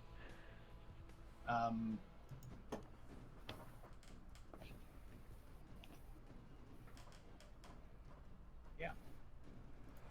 Alright. That's my turn. Sorry about all that noise. I was trying to plug in the laptop charger, and there wasn't a close enough power source. Alright, now then. So you know how Wall of Force Dome works now. It's bullshit. The dome is how big, Sam? Just big enough to cover his square. It's a hemisphere with him inside of it. Okay, as long as, okay. You know, I just realized that I could actually... It's too late anyway, because I just realized that there was only one of you that actually could have an attack of opportunity, because the other two has used their reaction. Oh, yeah. But, yeah, no, it's too late. But I don't think that means anybody... that I actually could have moved. Yeah. Well, now we'll know to pay attention to these things. Alright, Yeah. so you have bubbled Jebel. Jebel is bubbled. After Laramendus is Cyrus. I'm going to go deal with my laundry. And I'm gonna move to the east and north if necessary until I can see Vindar. Okay. Leah, I believe you have not used a reaction, so if you want to attack Cyrus, She you did. can... I False have. rebuke. Oh, yeah, you're right. I can. Yep. Raiken can. If he decides to move out. Which I did. So, you go that far and don't see anything, you move here, and now you can see him. He hasn't had a chance to conceal himself back there, so he's just waiting behind the column. Make sure you roll that attack opportunity at disadvantage.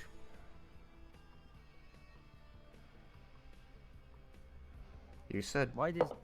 Vendar, right? Yeah, Vindar. Okay. Yeah, right. Why I disadvantage? got a 16. Oh, because of the boots. Oh, yeah. And that'll miss. Thank you, Fancy Cloak. Alright, I will twin cast Greater Invisibility on me and Vindar. Yeah.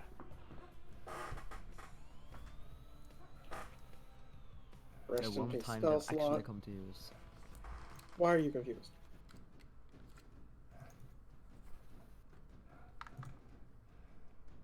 What has you confused? Oh, and that's not what I said. Okay. No, I said the one time they actually came to use the boots. Oh.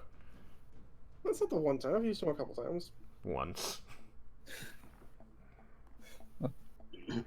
Anyways. It's a couple now.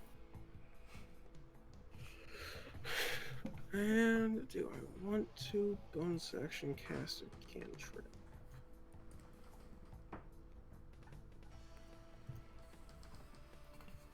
Nah. Well, I'm gonna break down my spell slots for more sorcery points as bonus action. Okay. And then expend the rest of my movement moving somewhere. I don't particularly know where, as long as it's not next to them.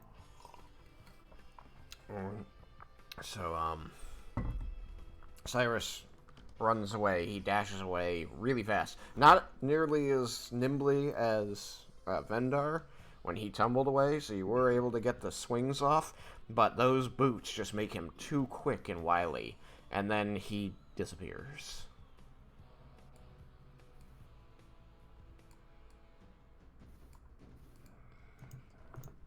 So, you know where Laramendus is because he's a column of black smoke.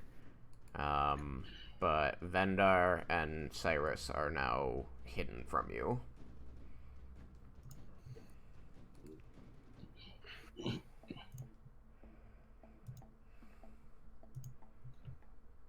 Alrighty. So, after Cyrus' turn, it's Jebel. You are inside a bubble. Hmm. Give me just 1 second. Do you have dispel magic that could help? Maybe. No.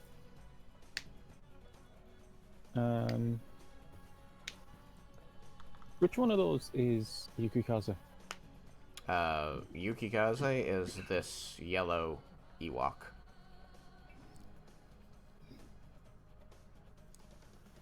Okay. I can see him, can I? Yes. 'Cause he's... He is standing, swords unsheathed, completely unabashed next to Leah, swinging away at her. I'm going to cast Heat Metal Okay. on Yukikaze, heating his armor. Alright, you target his armor. Let's see. That's a good one. The armor is magic. I'm back. Welcome back. Can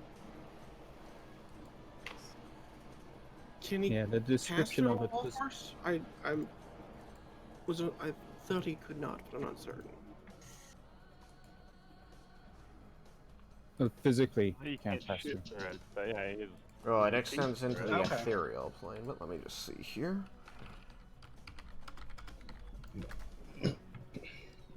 So if I think it's, is it a spell that throws something? So like fireball couldn't be cast through it. No, it Because doesn't. Heat metal fireball doesn't throws a throw fireball. anything. Yeah, Nothing just can be hold it. nothing can physically pass through the wall. It's immune to all damage and can't be dispelled. Disintegrate spell will destroy the wall instantly. The wall extends into the ethereal plane, blocking ethereal travel.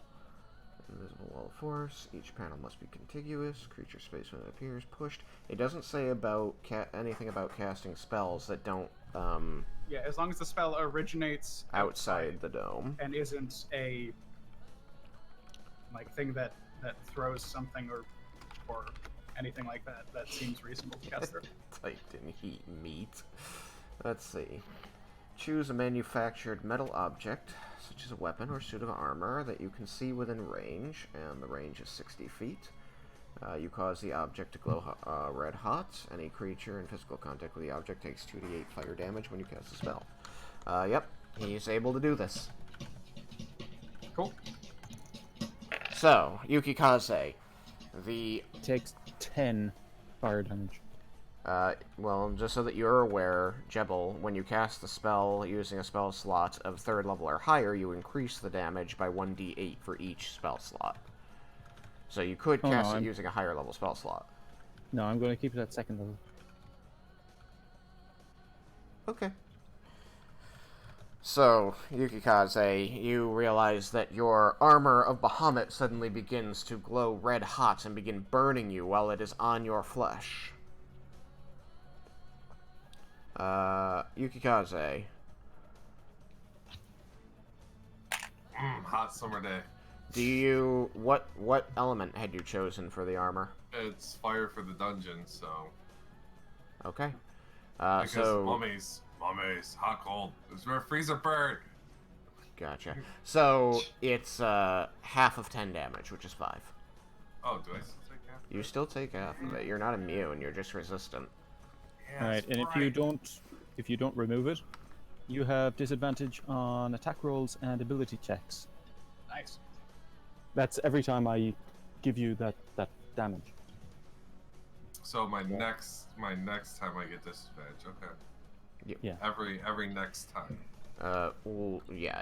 Any round that he tells you you take damage, anything you do after that is at disadvantage.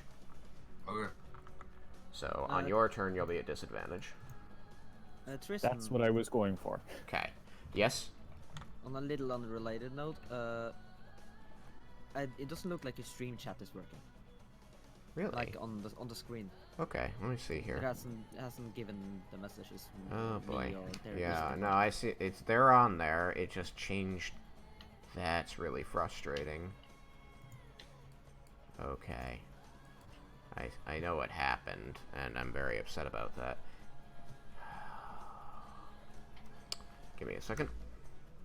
Well, if it takes too long to fix it, don't have to. It's just, No. It's fine. All I have to do is pick the right number. That's all. It's just for the YouTube upload, really.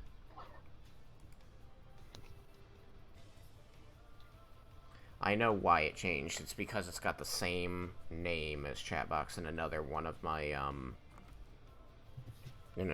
scenes that I created. So if I change one, it changes the other, which is very frustrating. Yeah, I've done that with cameras before. It's really bad. Alright, let's try this. That is too much, but that was right. Okay, cool. So I just need to bring this back down to maybe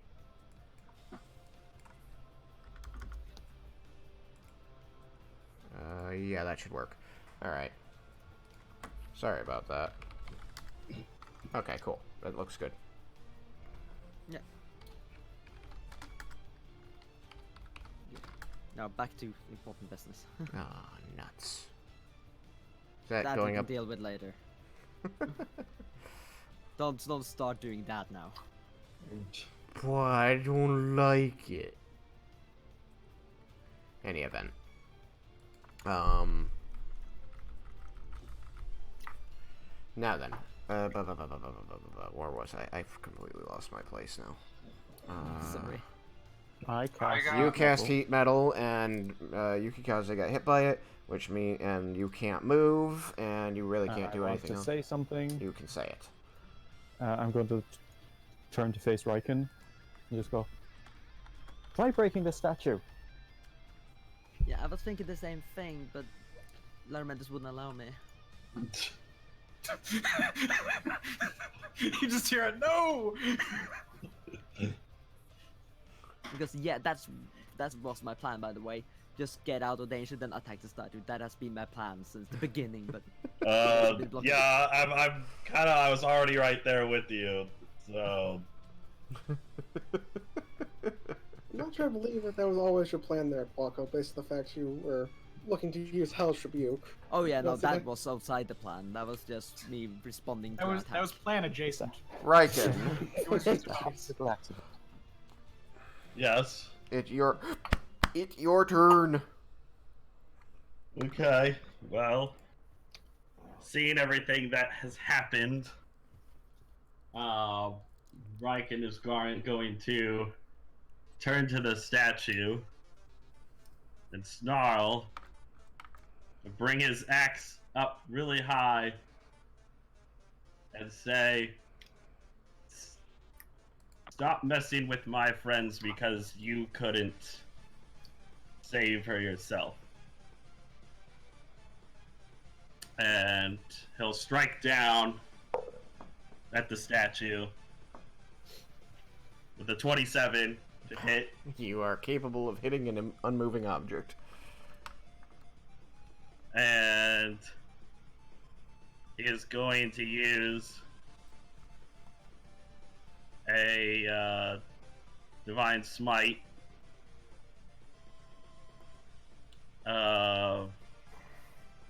Level 2. Let's see what I gotta do. Maybe you don't have the axe of Dwarvish Lords, because that thing maximizes damage against objects. Okay. Well, fuck, that minimized damage on that one. That's great. So the physical attack is 5 silver slashing, not magical. Okay.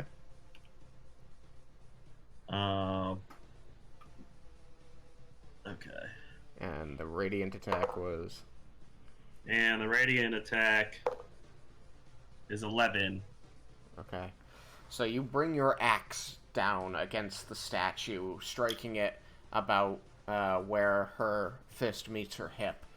And a spark emits as your metal blade clashes with the stone.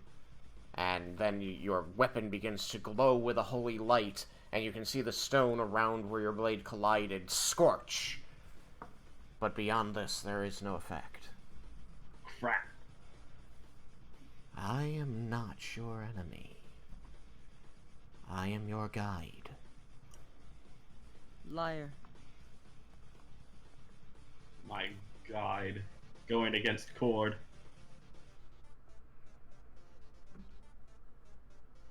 You have one more attack you can make this turn.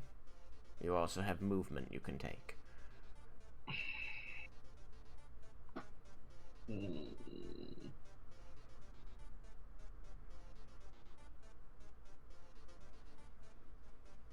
Alright.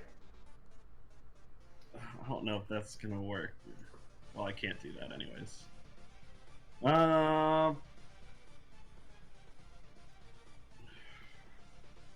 Raiken's just going to I don't really know. He's just gonna defend, or he's just gonna just stay there and just next to Leah. Are you Just going to kinda use just- your other attack? I mean, guess he'll attack the statue one more time. Okay, if that's what you want to do.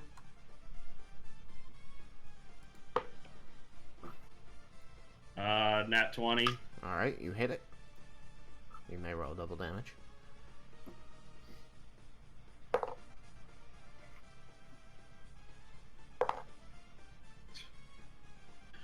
Seven.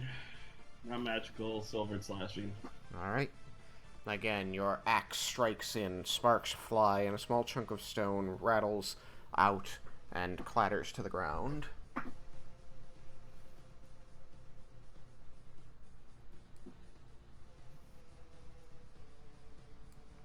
Are you Okay. You're not going to use your movement, so we will go back to Yukikaze. Do know that you have bonus action spells like Shield of Faith that you could activate. And you Yeah. can place them on other people. Mm-hmm. Okay. I don't Yukikaze. even know. I don't even know what Shield of Faith does, but it's a Just gives you 1 extra AC. It gives you two extra AC. Jebel, you're a jerk. Because now I have to roll 6 dice. It's another Just a shield. hit. It's like Just having like- 2 shields on. One of them of faith. One of them is a faith. Of physical. Oh god. Shield of Faith is one of the paladin's best spells. It is great. It's one of the Alright. only ones I ever use. Alright, It's pretty much always either Shield of Faith or Protection from Evil and Good. Yeah. I'm going to keep swinging at Leah. Okay. Close, yeah. Oh, Leah. Oh, even with disadvantage, I rolled a 19 and an 18. Oh. So Well, that that's, hits, of course. that's Doesn't matter. 20, 29 and 28. I mean, you hit with a bare dice roll, so it doesn't matter. Roll your damage, Mel. Alright, oh, wait. Yeah. 8. I gotta get these memorized. Your former dragonborn companion bears down on your daughter Raiken and begins laying into her with his magic sword, slashing at her, cutting her clothing and her flesh. Alright, so that is 14 magical slashing. Alright, now for the second one. Do you cry out in pain, Leah? Yeah, but I cannot do it again because it hasn't been my turn yet. No, but I'm asking if you cry out in pain anyway. Well, yeah, that I do. And I'm bloodied, so 22 for the next hit. Hits. What the fuck? I rolled an 11 and a 15, which... That'd just be a 21 then. You only have plus 10? Oh, whoops, yeah, 21. Still Sorry. hits, but you know, whatever. Get your math right. Alright, and that is 13 magical slashing. And then, alright, for the last one. This one's only a d6.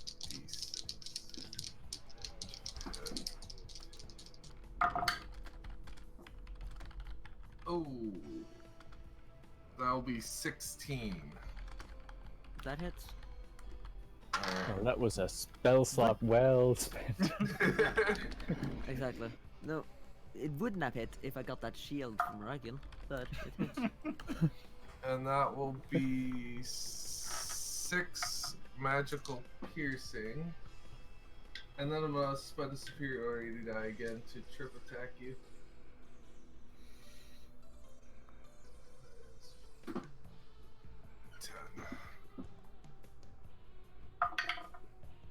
And that will be 5 extra magical piercing on top of that, and you need to do a strength check. Okay. What was the first before that additional? I missed it. 6. 6 plus the 5. Okay. So 11. And then do a strength fast. 16. If it ties, it saves, right? If it ties, it saves. Yeah. Okay. Yeah. All right, you're good then. You saved again. Doing great with the And, strength saves. Raiken, just a little heads up. It looks like I'm really about to die. Like, Like he's gonna get a chance to save you.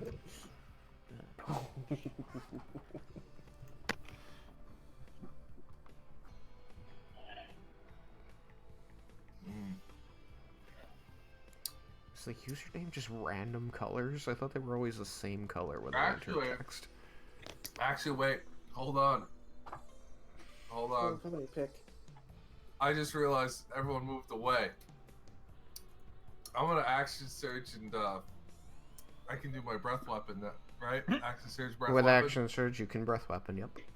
Yep, I'm gonna do my breath weapon. Okay.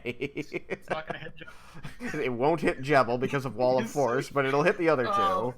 Oh, okay. Still worth it. Yeah. But you don't know that. Yep. That is true. I did not say anything, and I don't think Jebel made any moves because it was pretty clear for him. So That's right. Wall of Force is completely invisible. it is. That's one of the wonderful things about it. Okay. The wonderful thing about Wall of Force is that it's the only one.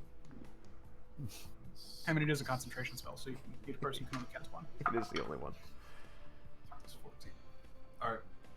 I rolled the damage for it. And you guys need to make a con save. Would you like to describe the attack?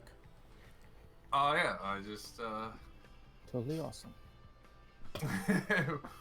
you see Yukikaze's chest lift up, and it just lifts up his head, and he just reaches his head forward and breathes out a big gust of cold, freezing breath and a tone.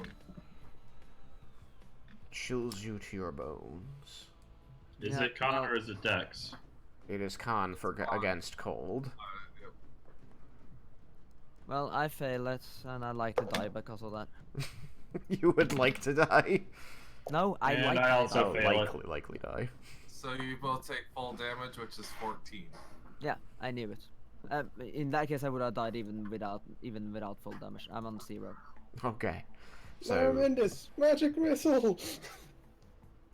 Need to get to see them first. Leah falls to the ground, unconscious and freezing. You see that the fog of ice breath emitted by Yukikaze has encrusted her in frost over her eyes and hair, along her jawline. She looks like a frozen body out in the winter's cold of Ebengard.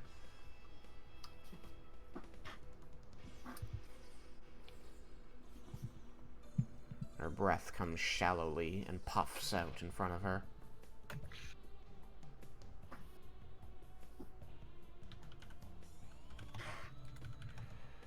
Is that the end of your turn, Raiken? It's Raiken, Raiken. Yukikaze. Down. Right, Yes. Raiken's unconscious too? Yep. Wait. Oh no! How? Oh, the poison. Oh no! It's not even just the poison, it's the fact that he's a glass cannon, so he just does massive damage. Which one? Oh, you just mean Vendar? I did Yeah. do like Yeah. 50 damage to him. Yeah, that's fair. Jebel, you see them fall to the ground before you, unconscious. Both of them crusted in ice. That makes it Vendar's turn. So they're both on the ground and Jebel can't be hit, right? I You mean, don't know that. Until I would drop the spell, theoretically. But Vendar doesn't know. Jebel seemed unaffected by it. The cone of frost breath seemed to part around him unnaturally. But you can't see anything blocking him from you. Well, so I'm gonna go walk up and try to poke around him and see if there's a way I can. Just gonna walk on over. 5, 10, 15, 20, 25.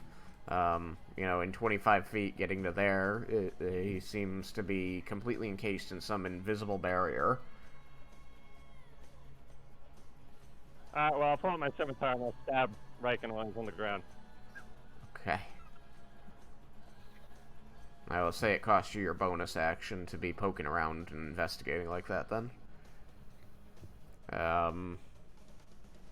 I guess roll the attack. Yeah, he still has AC even when he's unconscious.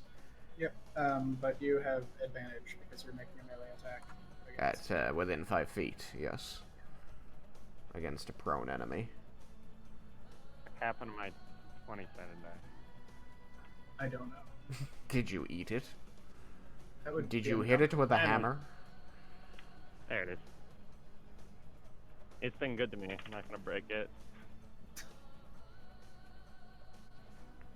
18 to hit.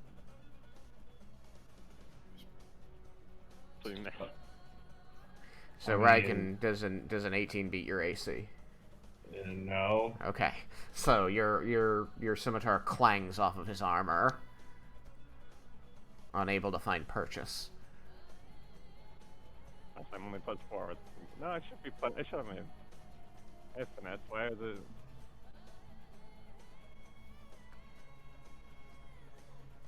It's probably defaulting to using your strength. On D&D Beyond, Yeah. you really shouldn't do that. Mine defaults to like whichever is like the highest.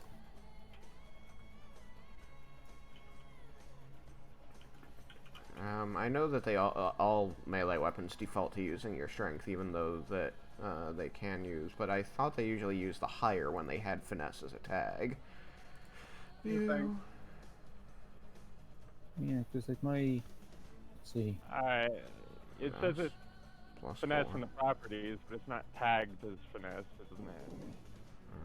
Let's see. Simple weapon. Martial. Common. Finesse light. It doesn't say. Is it possible that the scimitar is a martial weapon, Sam? I think it is, yeah. It is. Okay, that's why you don't have proficiency in it. You have proficiency in simple weapons, the short sword, the rapier, and the long sword. You don't have proficiency in scimitars. Oh, God damn it. I didn't know that. Now you So do. that's why you're not getting the bonus, because you're not getting your proficiency bonus. You're getting your full dex. So it's accurate. Alright, so you tried, but you could not stab through his armor to get him while he was down. So there isn't a finesse weapon that's also a simple weapon. That's kind of lame. So, after Vendar's Leah, you are to make a death saving throw, please. Yeah. Yeah, I make the first one. Okay. Then it is Lara Mendes. I would like to move 1 north of Vendar. You do so. Do I think I could hit Leah with a spell without because of the Wall of Force? Or am I dropping the Wall of Force to be an ass? Why would it hit me? I'm down. Why can't you aim it at one of the guys that's still up? Because he's behind a wall of force. One on when he's behind the wall of force. Make sure you're dead first. I'm perfectly content to be an ass, to drop the Wall of Force in order to be an ass. I mean, it is not necessary because of the shape of your wall of force. It is not necessary. You can drop it if you wish. I mean, it's probably for the best. I'm going to first I'm going to cast Magic Missile as a 4th level spell. All right then. And send 3 missiles at Leah and 3 missiles at Raiken. Raiken. All right. So you see this pillar of smoke, Jebel, move across the room and end its movement just near you, north of Vendar. And then you hear some whispered words in Draconic, and shortly thereafter, you see the pillar of smoke part momentarily, as though a sharp wind blew through it, and you see this unseen wind cross the space around your shield, and you see these marks appearing as though needles of energy are puncturing into the bodies of your fallen friends. Both Leah and Raiken, please fail 3 death saving throws. And then I 3 drop death the wall of saving force. throws? Yes. You fail 1 death saving throw automatically whenever you're hit by an attack, and you are hit by 3 missiles. That is 3 failed death saving throws. Seriously? Yes. Yes. Remember, so you're gonna permanently kill off 2 of your party members. That is true. Just like that. And then I drop wall of force. Please keep discussion in character for the scene.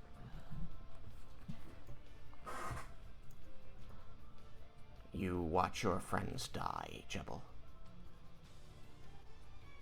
It had to be done. He sounds a little sad.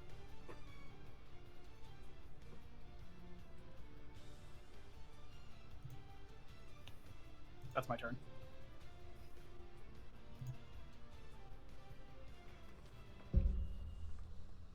After Laramandus, it is Cyrus.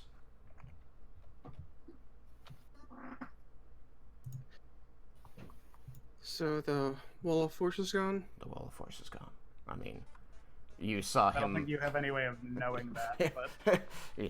You really don't have a way of knowing. Because I didn't say anything about it?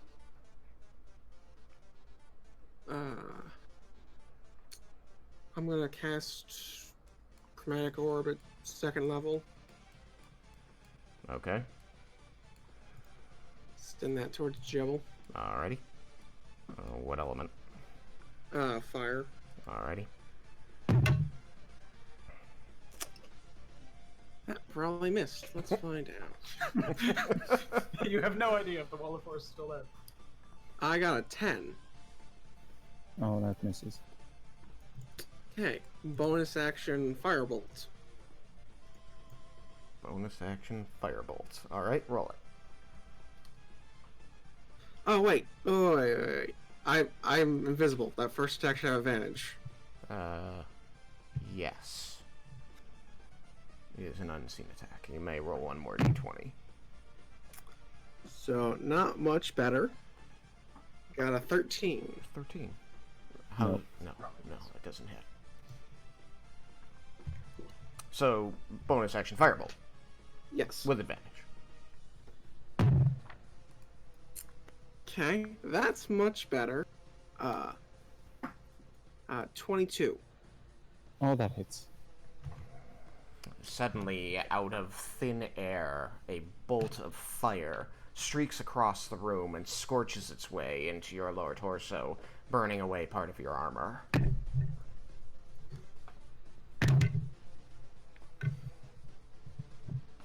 Wait, what was the attack for the first one?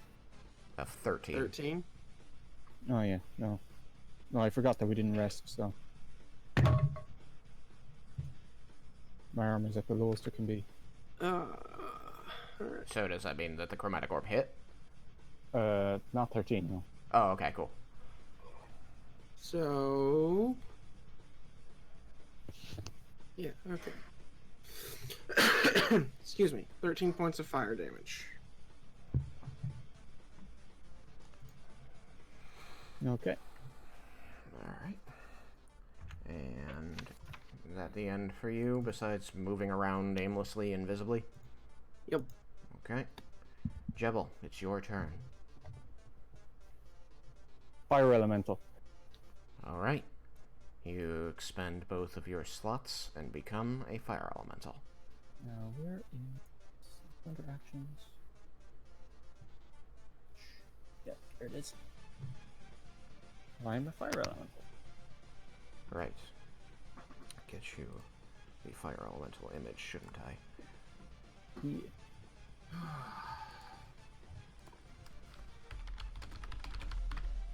And I'm going to... Can I choose which squares I take up? Because it's large. Yeah.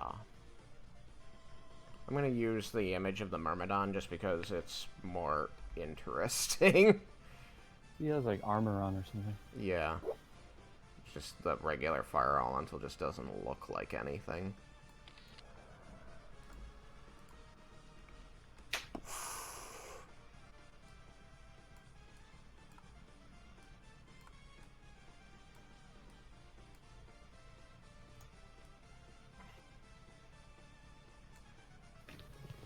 Alright, what squares do you want to take up? As far as Laramentus.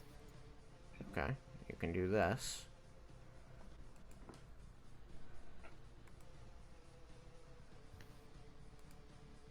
I don't feel comfortable with this. So, you see him get hit with a firebolt in the chest, and then all of a sudden he completely ignites, and flames explode out from him, wrapping around and becoming this humanoid-like being, floating aspect of flame with arms swinging to the sides. You find your space is filled with flames that are his body. Teehee. Did I know Vendar was there? Was he still invisible? He was still invisible. He's still invisible. Vendar takes 10 points of fire damage. Okay.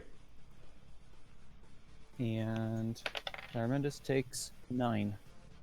Okay.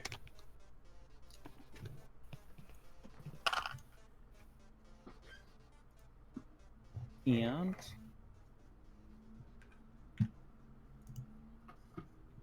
I can't see Vendar.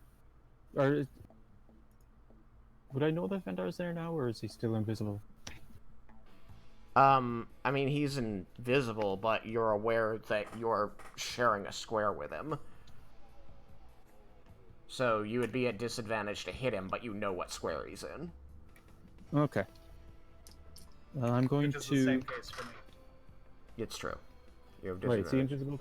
Well, no, it's not that Laramentus is invisible, it's the cloak of smoke. Makes it so that Oh. attacks against him have disadvantage.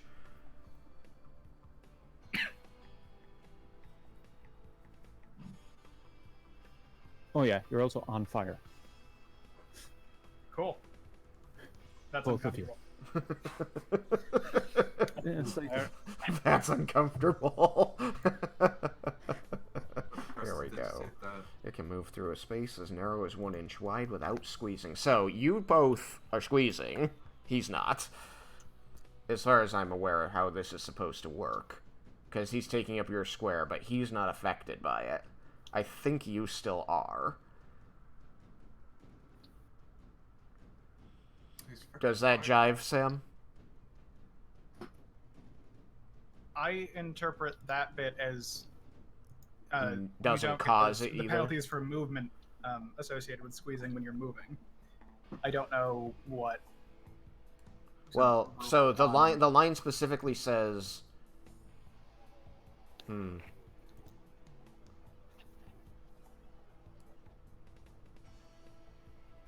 it can enter a hostile creature's space and stop. Okay. And the first time it enters a creature's space, which is now, you take the fire damage. And you catch fire. Which means until someone takes an action to douse the fire, the creature takes additional fire damage, at the start of each of its turns. So you will continue to take fire damage even if you move away from him if you're still on fire, is what that means. Does that mean he'd be able to see me? While you're on fire and not in his square, yes. He'd be able to know where you are because your body is shedding fire. The fire is not invisible.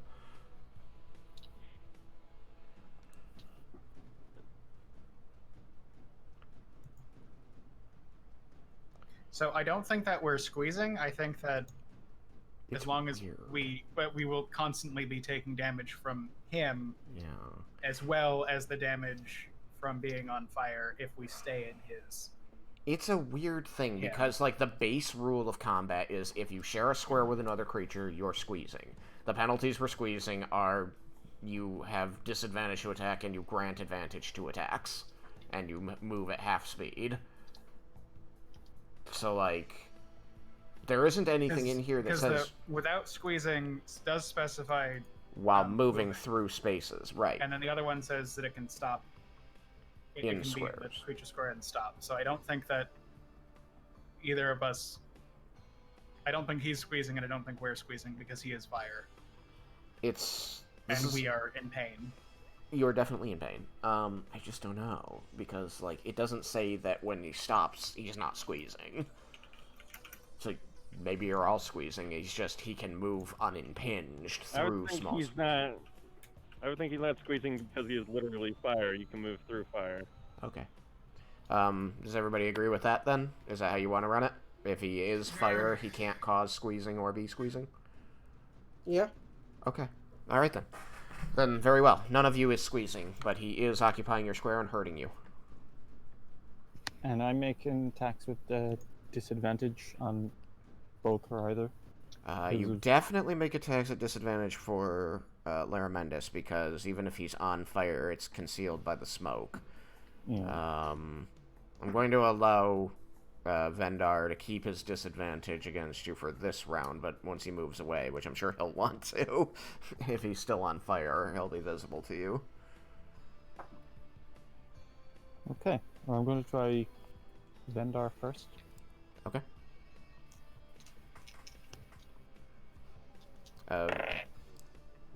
No, that's an 8, so Okay. I assume that. Miss. So, just so you're aware, there is still the perfectly visible Yukikaze over there, and it's not like you have to worry about your friends. They're dead. Just gonna put that out there. These two are here now.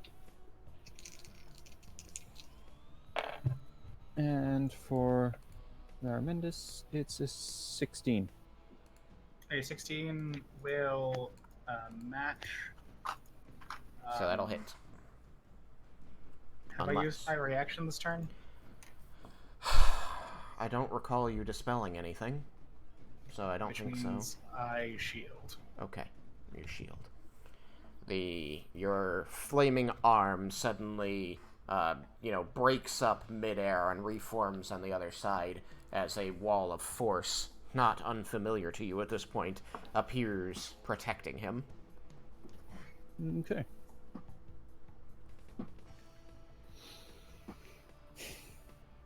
And let's see.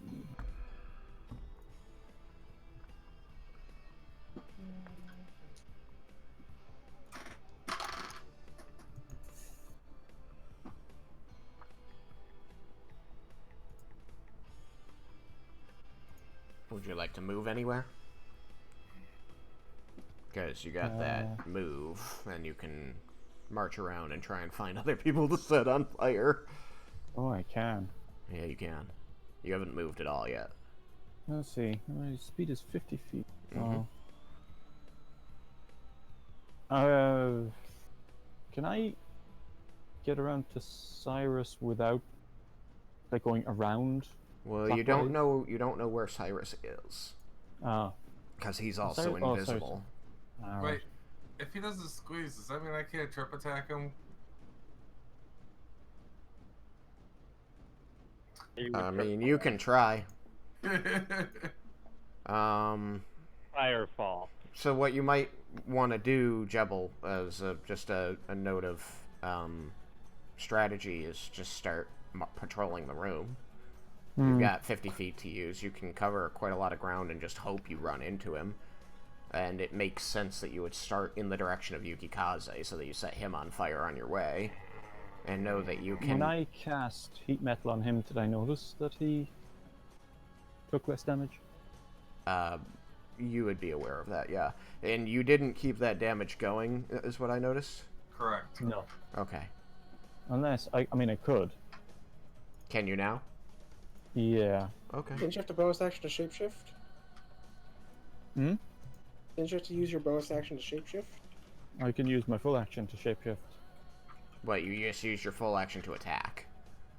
Oh, yeah. So you've used both your bonus action and your full action. Okay. But Then you I still have can't- your movement. You can always worry about the heat metal on your next turn, I think, yeah?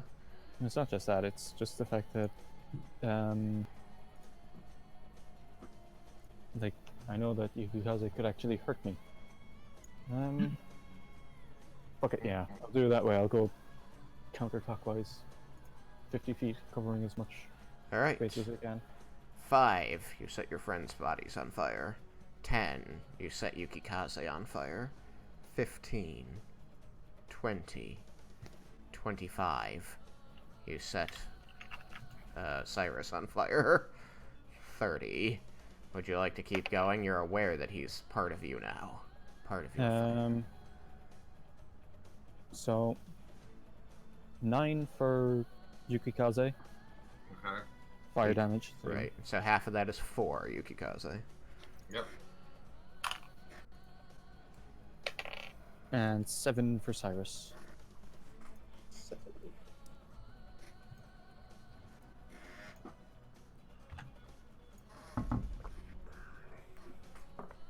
So where have I stopped? Which means I need to make a concentration check. This was 35. You can keep going if you want to. Well, I haven't seen myself being moved, so I don't know. Has anybody else seen it move? Seen what move? I moved the fire elemental to the bottom center. I Oh, see it. there, now above. I see Yeah, it now. I see that. I've had to refresh a couple times though over the course of the night. That is unfortunate. I Get am better sorry. at it. No attacks of opportunity while I was. I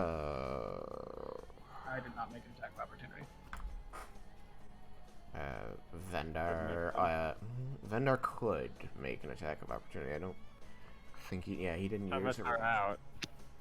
What? You have your. Far out. I'm out to try to poke. Raiken has failed. Yeah, so you have your scimitar out. You could make an attack of opportunity as the fire elemental just walks away from you. You are still on fire. I'll make an attack of opportunity. Okay, roll it. So 21 to hit. That hits. Pretty good. Since when he was leaving, he'd be next to / on top of Yukikaze. Would Vindar get sneak attack?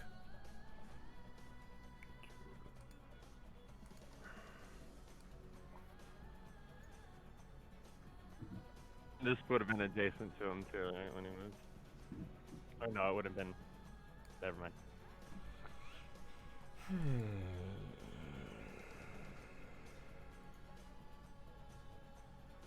Let's see.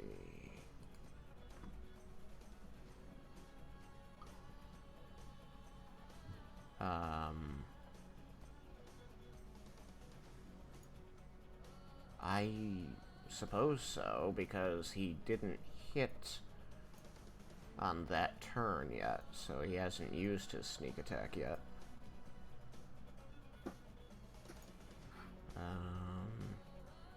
With a finesse or ranged weapon, so that meets that.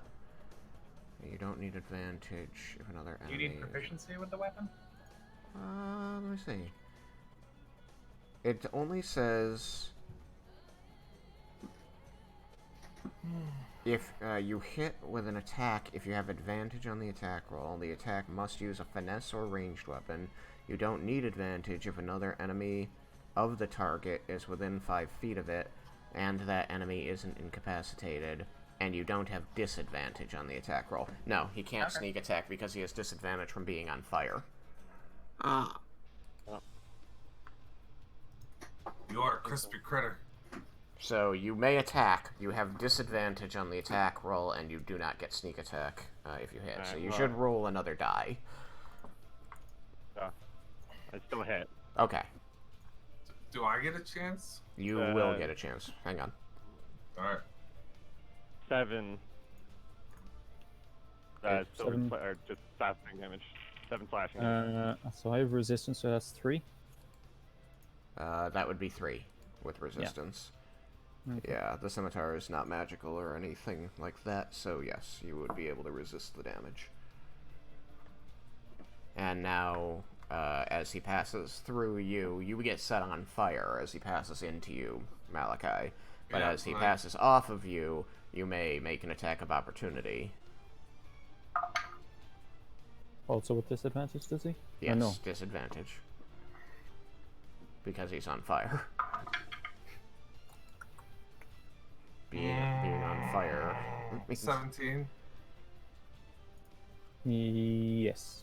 That'll hit. Ooh. Shiny. Alright. Actually. Isn't that true?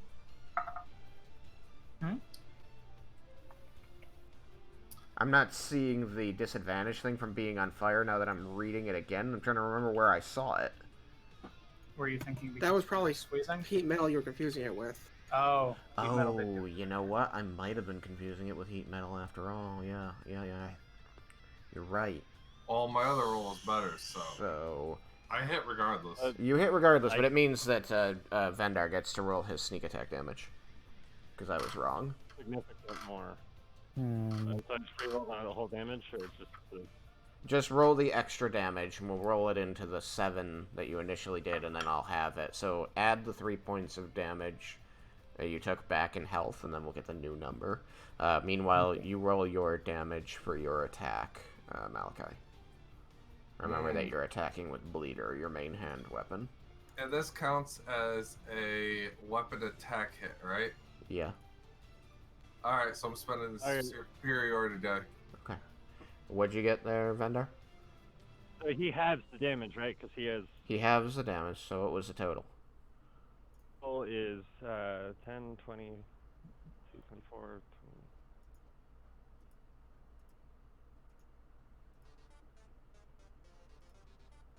damage. One more time. 32. 32. So Total 16. 32. So 16. So you add the 3 back that you took and take 16 instead. Okay. Before I transformed, was I hit by anyone? Yeah, you were hit by that yes. firebolt. Yeah. Alright, how much damage was that? Don't remember. 13. Okay, so for some reason when I healed, it healed my current hit points and not my temp. Oh, well, no, it probably would.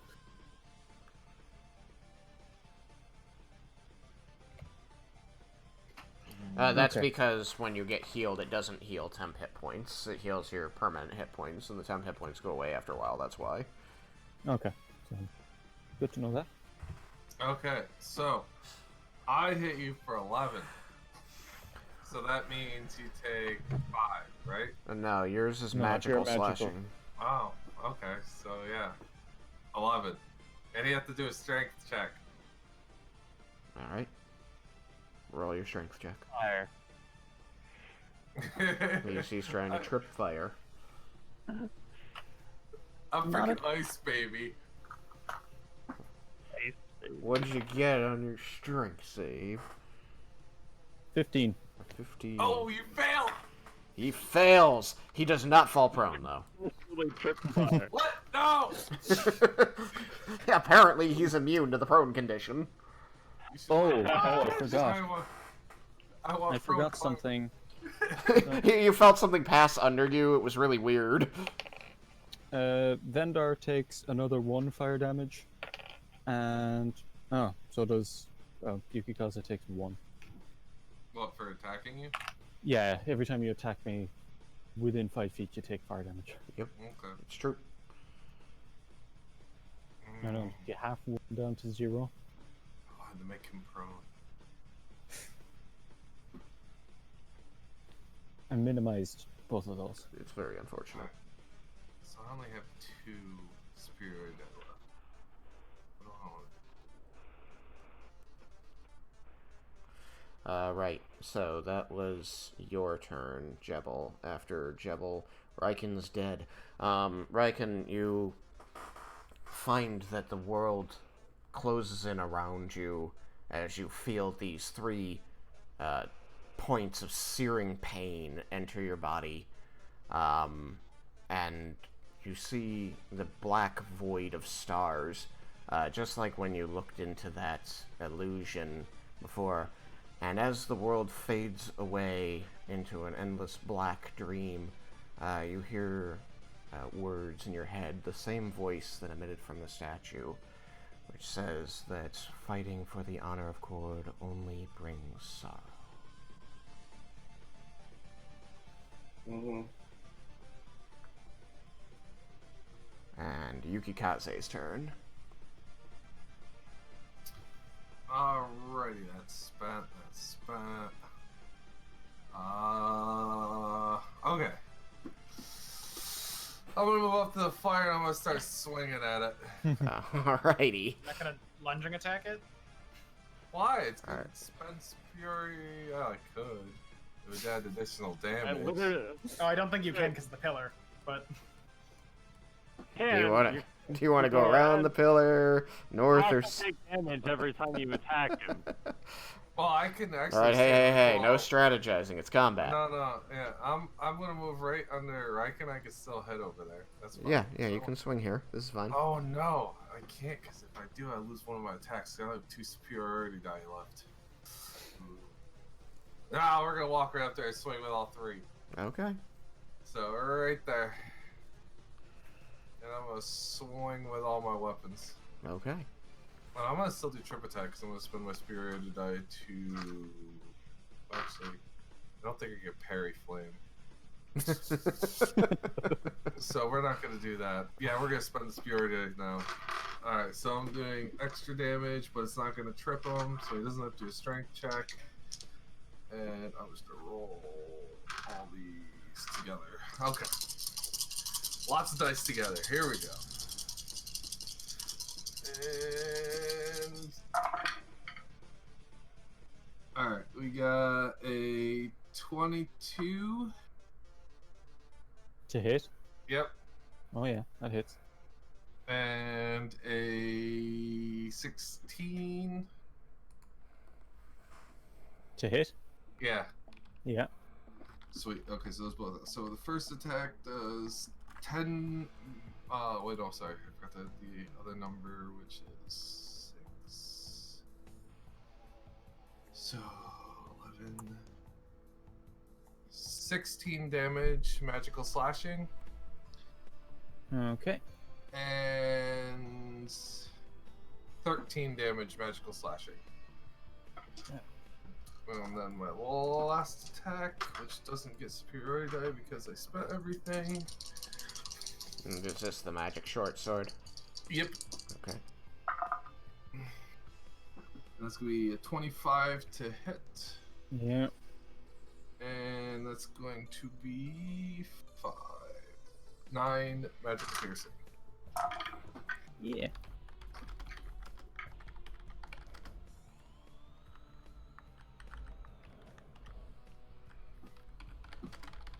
Die, fire! Ah!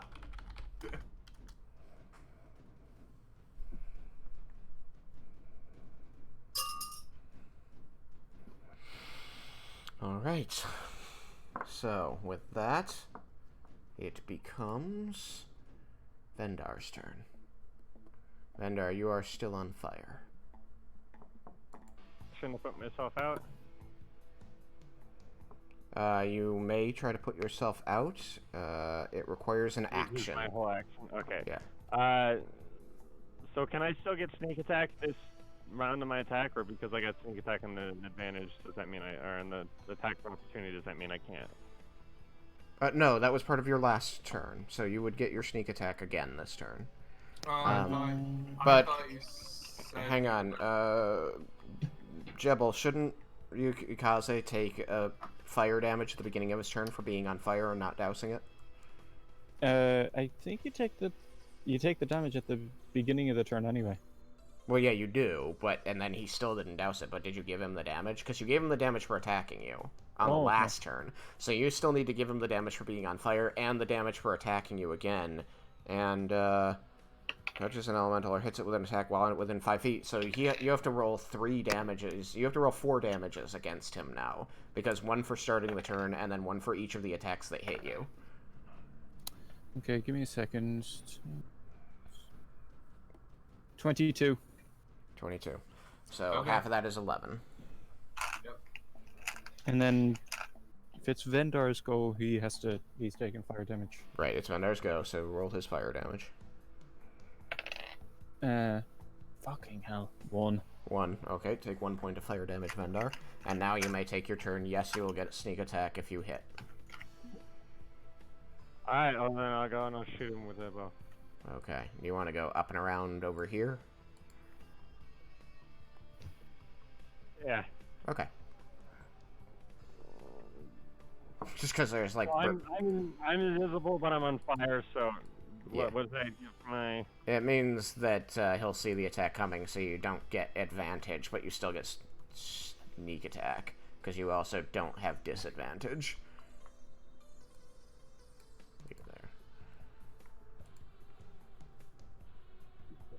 it there. I'll use sharpshooter, because, you know, why not? Okay.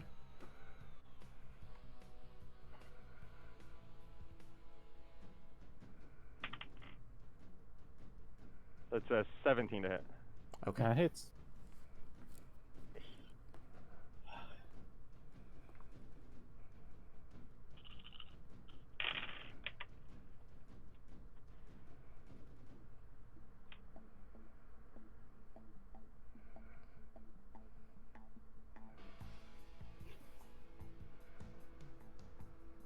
That's 38 magical piercing damage. Damn. Fucking hell. That is a lot. Yes. Yes, it is. And poof. There is now a gnome standing in front of you. There you are. Time for fire.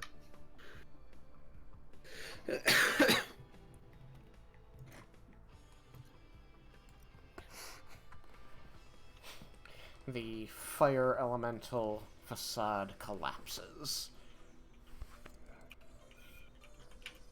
Alright, is that the end of your turn there, Vendar? Yeah. Alright. Leah, you have failed all your death saving throws, so like with Raiken, the world fades to black and starry around you, and the last thing you hear as you fade from this life is the voice of the statue in your head saying, "This is the price of allowing people to chase such volatile dreams." What a bitch.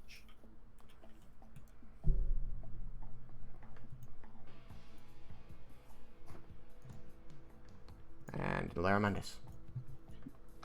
I am going to take damage Yep. if Joe yeah. roll that. 10. Damn. What did I do to you? You finally maximized. Oh no, I've maximized a few. Oh, okay. Like Raiken's one of those was maximized. Oh, okay. It was like a 10, an 8, a 3, and a 1. Oh, okay. And then I am going to attempt to douse myself. Okay. You use your action to dash. Roll around on the ground. Stop, drop, roll. This you're already smoking. Who cares? I can't tell if it's working. All right, you and douse that's- yourself. That's my turn. All right, Cyrus. Roll damage for Cyrus, please.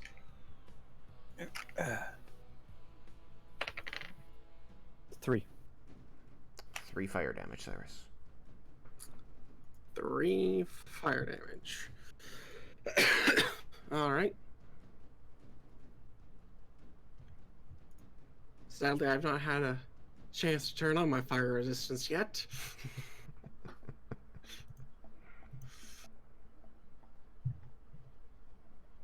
Alright.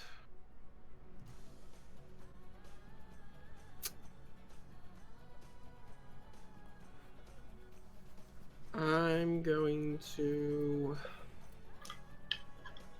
cast Chromatic Orbit first level All right. and break down a first level spell slot as a bonus Okay. action. Roll it.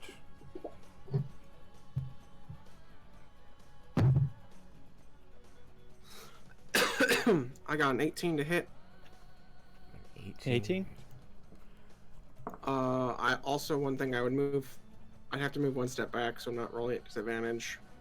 You would have to do that. Yep.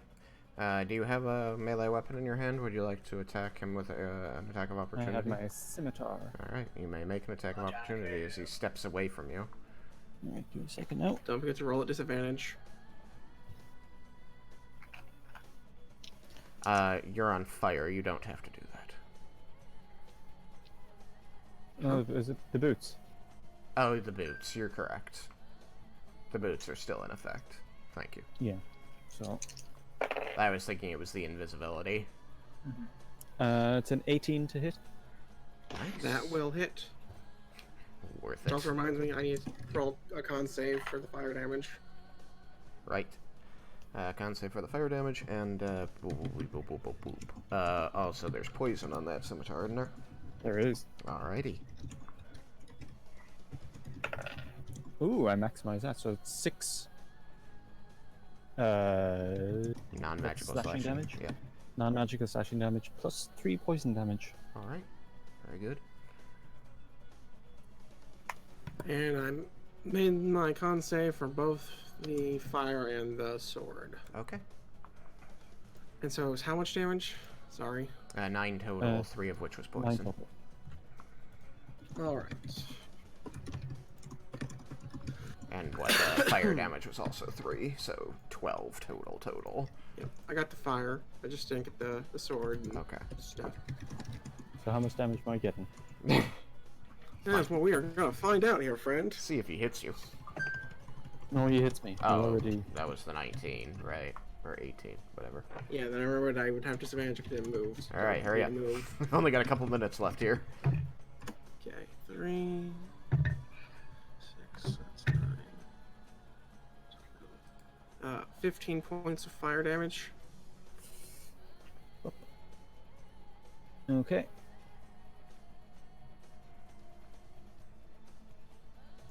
And that's my turn. And use the rest of my movement to just run to the other end of the room. As long as I still have line of sight.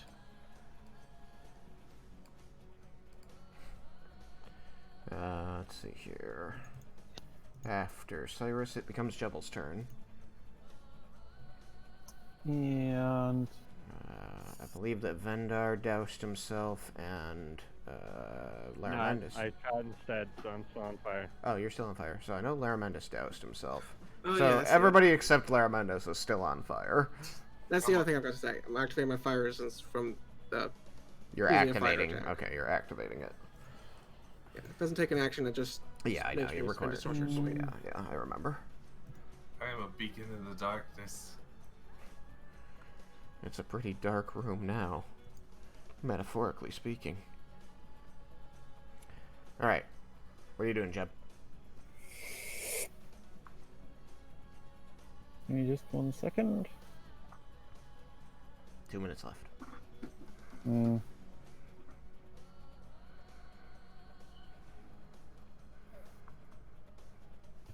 I'm going to cast a spell.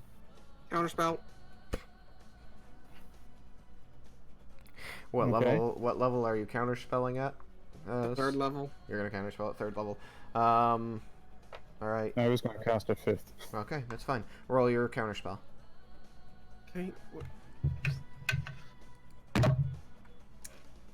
20. Yeah, well. 20. Oh yeah. Sorry. I was like, what does this number mean? That's not a voice I expected. Oh, no, wait, that's the right voice. Yes, everything is You copacetic. successfully countered a 10th level spell. You have indeed successfully countered a 10th level spell. Oh well. So you raise your hand and begin chanting in your primal language, and suddenly you can feel the magic squeezed back into you and canceled out. You lose the spell slot. Hey. And you could cause a 13 fire damage. Plus disadvantage. What's this from? Heat That's metal. the heat metal. Isn't that a concentration spell? Shouldn't... Have you been Oh, making your yeah. concentration checks? Jesus. You've taken a lot of damage. Well, how much did Vindar do? Because that's probably gonna be the killer Oh, yeah. there. 38 with that last one, right? 38. So he Which has to make half a- of is 19. So you have to make a DC 19 concentration check. Just for that one. Yeah. Well, I did not. Okay. Then you don't have heat metal still. No. So, no damage to him? Nope. Do you want to That's- move?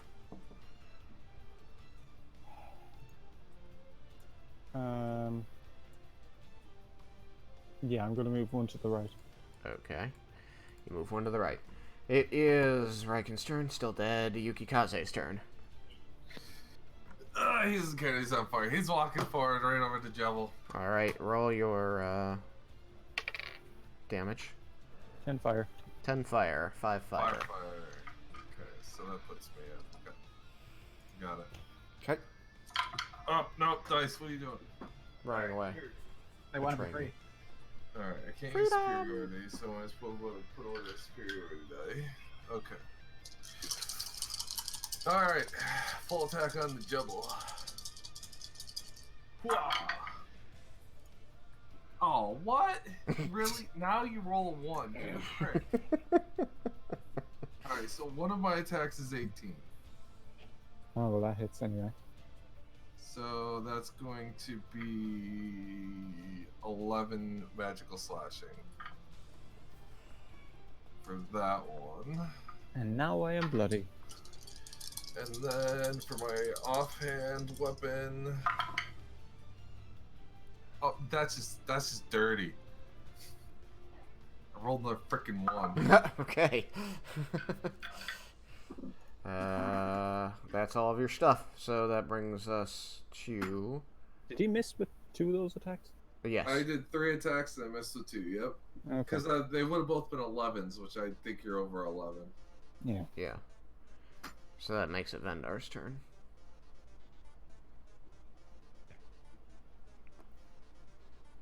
Vendar. Can I see Jebel from where I am? You do have line of sight to him. You know that he has cover. Which doesn't affect you. So, I'll shoot him, and I'll use sharpshooter. Okay. You're still on fire, so roll the fire damage.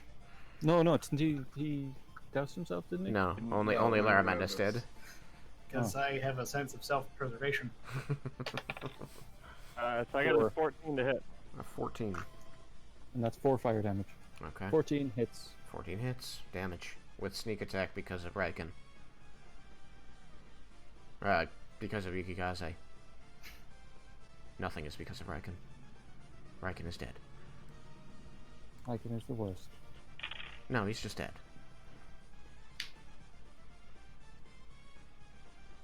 Worst at being dead. Oh, he's Or pretty good at magical that. piercing damage. How much was Piercing that? damage. 34. 34. I'm still standing. Somehow. Yeah, he just won't quite fall down. It's a tough gnome. Okay, after Vendar, Laramentis.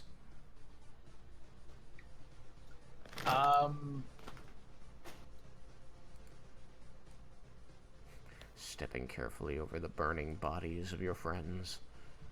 Yeah. Can I see Jebel from there? You can. Okay. Do you have spell sniper? I do. Then his cover doesn't matter. I'm tempted to just use a 5th level magic missile. I can't stop you. Or Scorching Ray. Do I want to roll or do I want to just not? I mean, Raiken needs to go to work, so whatever's quicker. Okay, I'll magic missile for 7 missiles.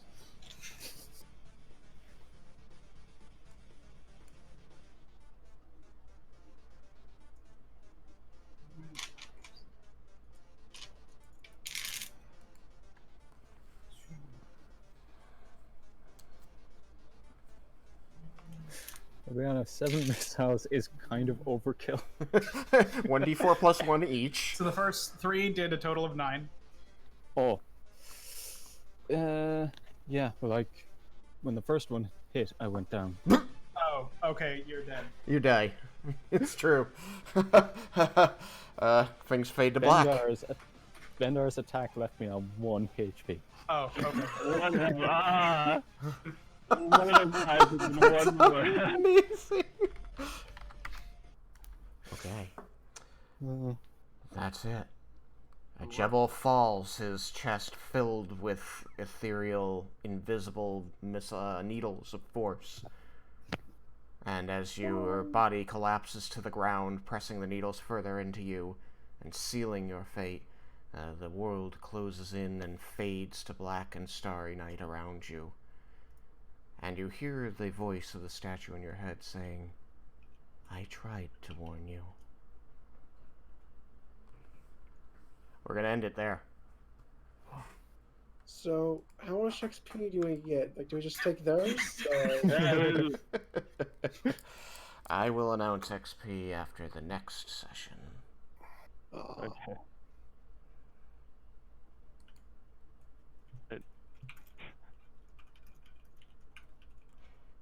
Good job, everyone. We'll have to find out. We'll have to find out next time where we go from here.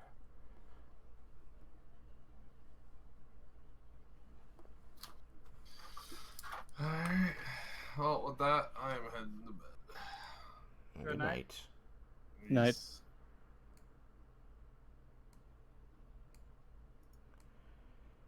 And I will thank anybody who was there for watching. And I'm happy to leave everyone on a cliffhanger. See you next Tuesday.